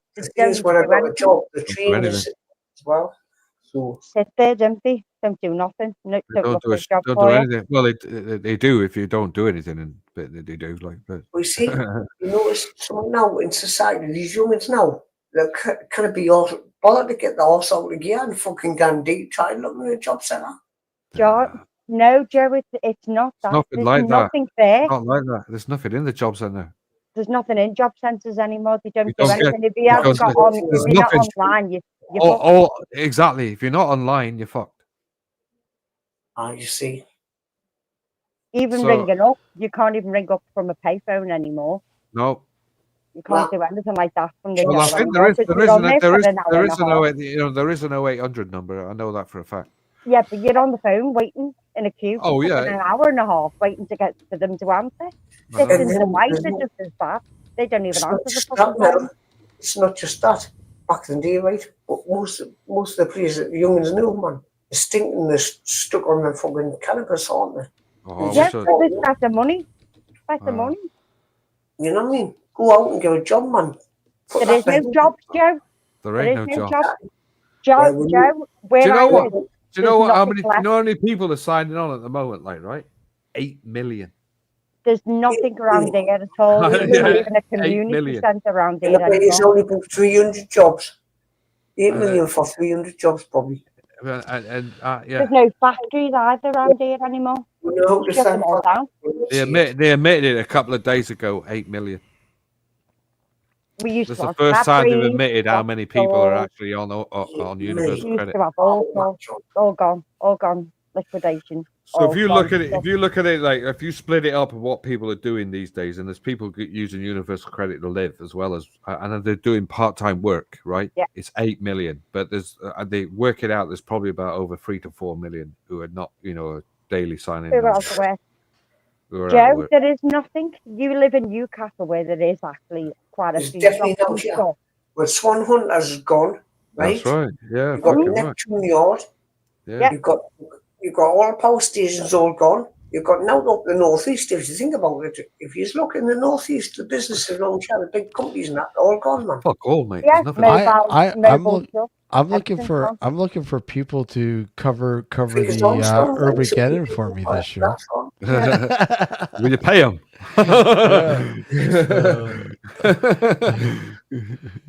You know what? I do hope it picks up because but Some to of be the honest with bodies you, this year we might have Dan Dixon doing something. We've also got a Paracon on in competition we're in with as well. Ooh. And we've got Spook Fest as well. Spook Fest, that's right. So that's all within our time. Wow. You know, they say there's plenty of jobs out there. You tell me where there's plenty of jobs. What, abroad, aye? There's not even a fucking shop where I live. There's not even a shop you can go and get a pint of milk. You got to go to You the know why supermarket. you know why the shops are shut down? Because of the taxes and plus because of all the shoplifting. Shoplifting because people Not can't afford to shoplifting live. around there, fucking hell. I've never stolen out in my life. And that's a We fact used to now. have a mobile shop around I've on the lost estate, all but we myself. never had a shop. I've lost all. A big. The guns shoplift. I'd never do no of that. Well, guys, I'm gonna have to call it quits. All right. I'll wait for John to come back. I don't want to cut him off and like. If you're We're- making a fucking sardine sandwich or something. Oh, really? Thank you for that. It's a good one. He's gonna If you're come. getting munchies, if you're He's getting getting munchies. munchies. No, you're not going to do live. Sorry? I thought Mel might do live. You gonna go do it live? No. No, she's not. I only do one a year. She'll That's be gone. all. Where are you now? Where are you? I'm on every fucking else's. Well, I have. But yeah, yes. She's Send me particulars, and I'll help you for sure on Urban getting it out there. Even though because there's a lot of people that watch and listen from the UK here. So, John, I'm going to end this, buddy. Oh, shame. Yeah, I'm going to end this. No, just I getting the engine started. I got to get up early too tomorrow. So. I got to go to bed early. Yeah, I got to go to bed early. Yeah. Daylight. Well, yeah, it's like What is Well, it? 6, 5, 4. Yeah. 4 o'clock. Like I got another 2 hours. Yeah. But you know what, guys? It was great catching up with you all, man. It was really great, man. Nice to see you, man. Yeah, nice to see you guys too, guys. And Matt, of course, and everybody else. Thanks for popping in. And we'll do this again soon. Yeah. Good. And like I will, Melissa. Just let me know all the details, and I'll help as much as I can. Okay. All right. Yeah. Guys, take care. And you, Steve, thanks for having us up, love. Yeah. Be well, everyone. Take care, John, Bye-bye. Joe, and everyone in chat. All right, later. Later. Later. Cheers, Mel. Bye. Bye. Realize.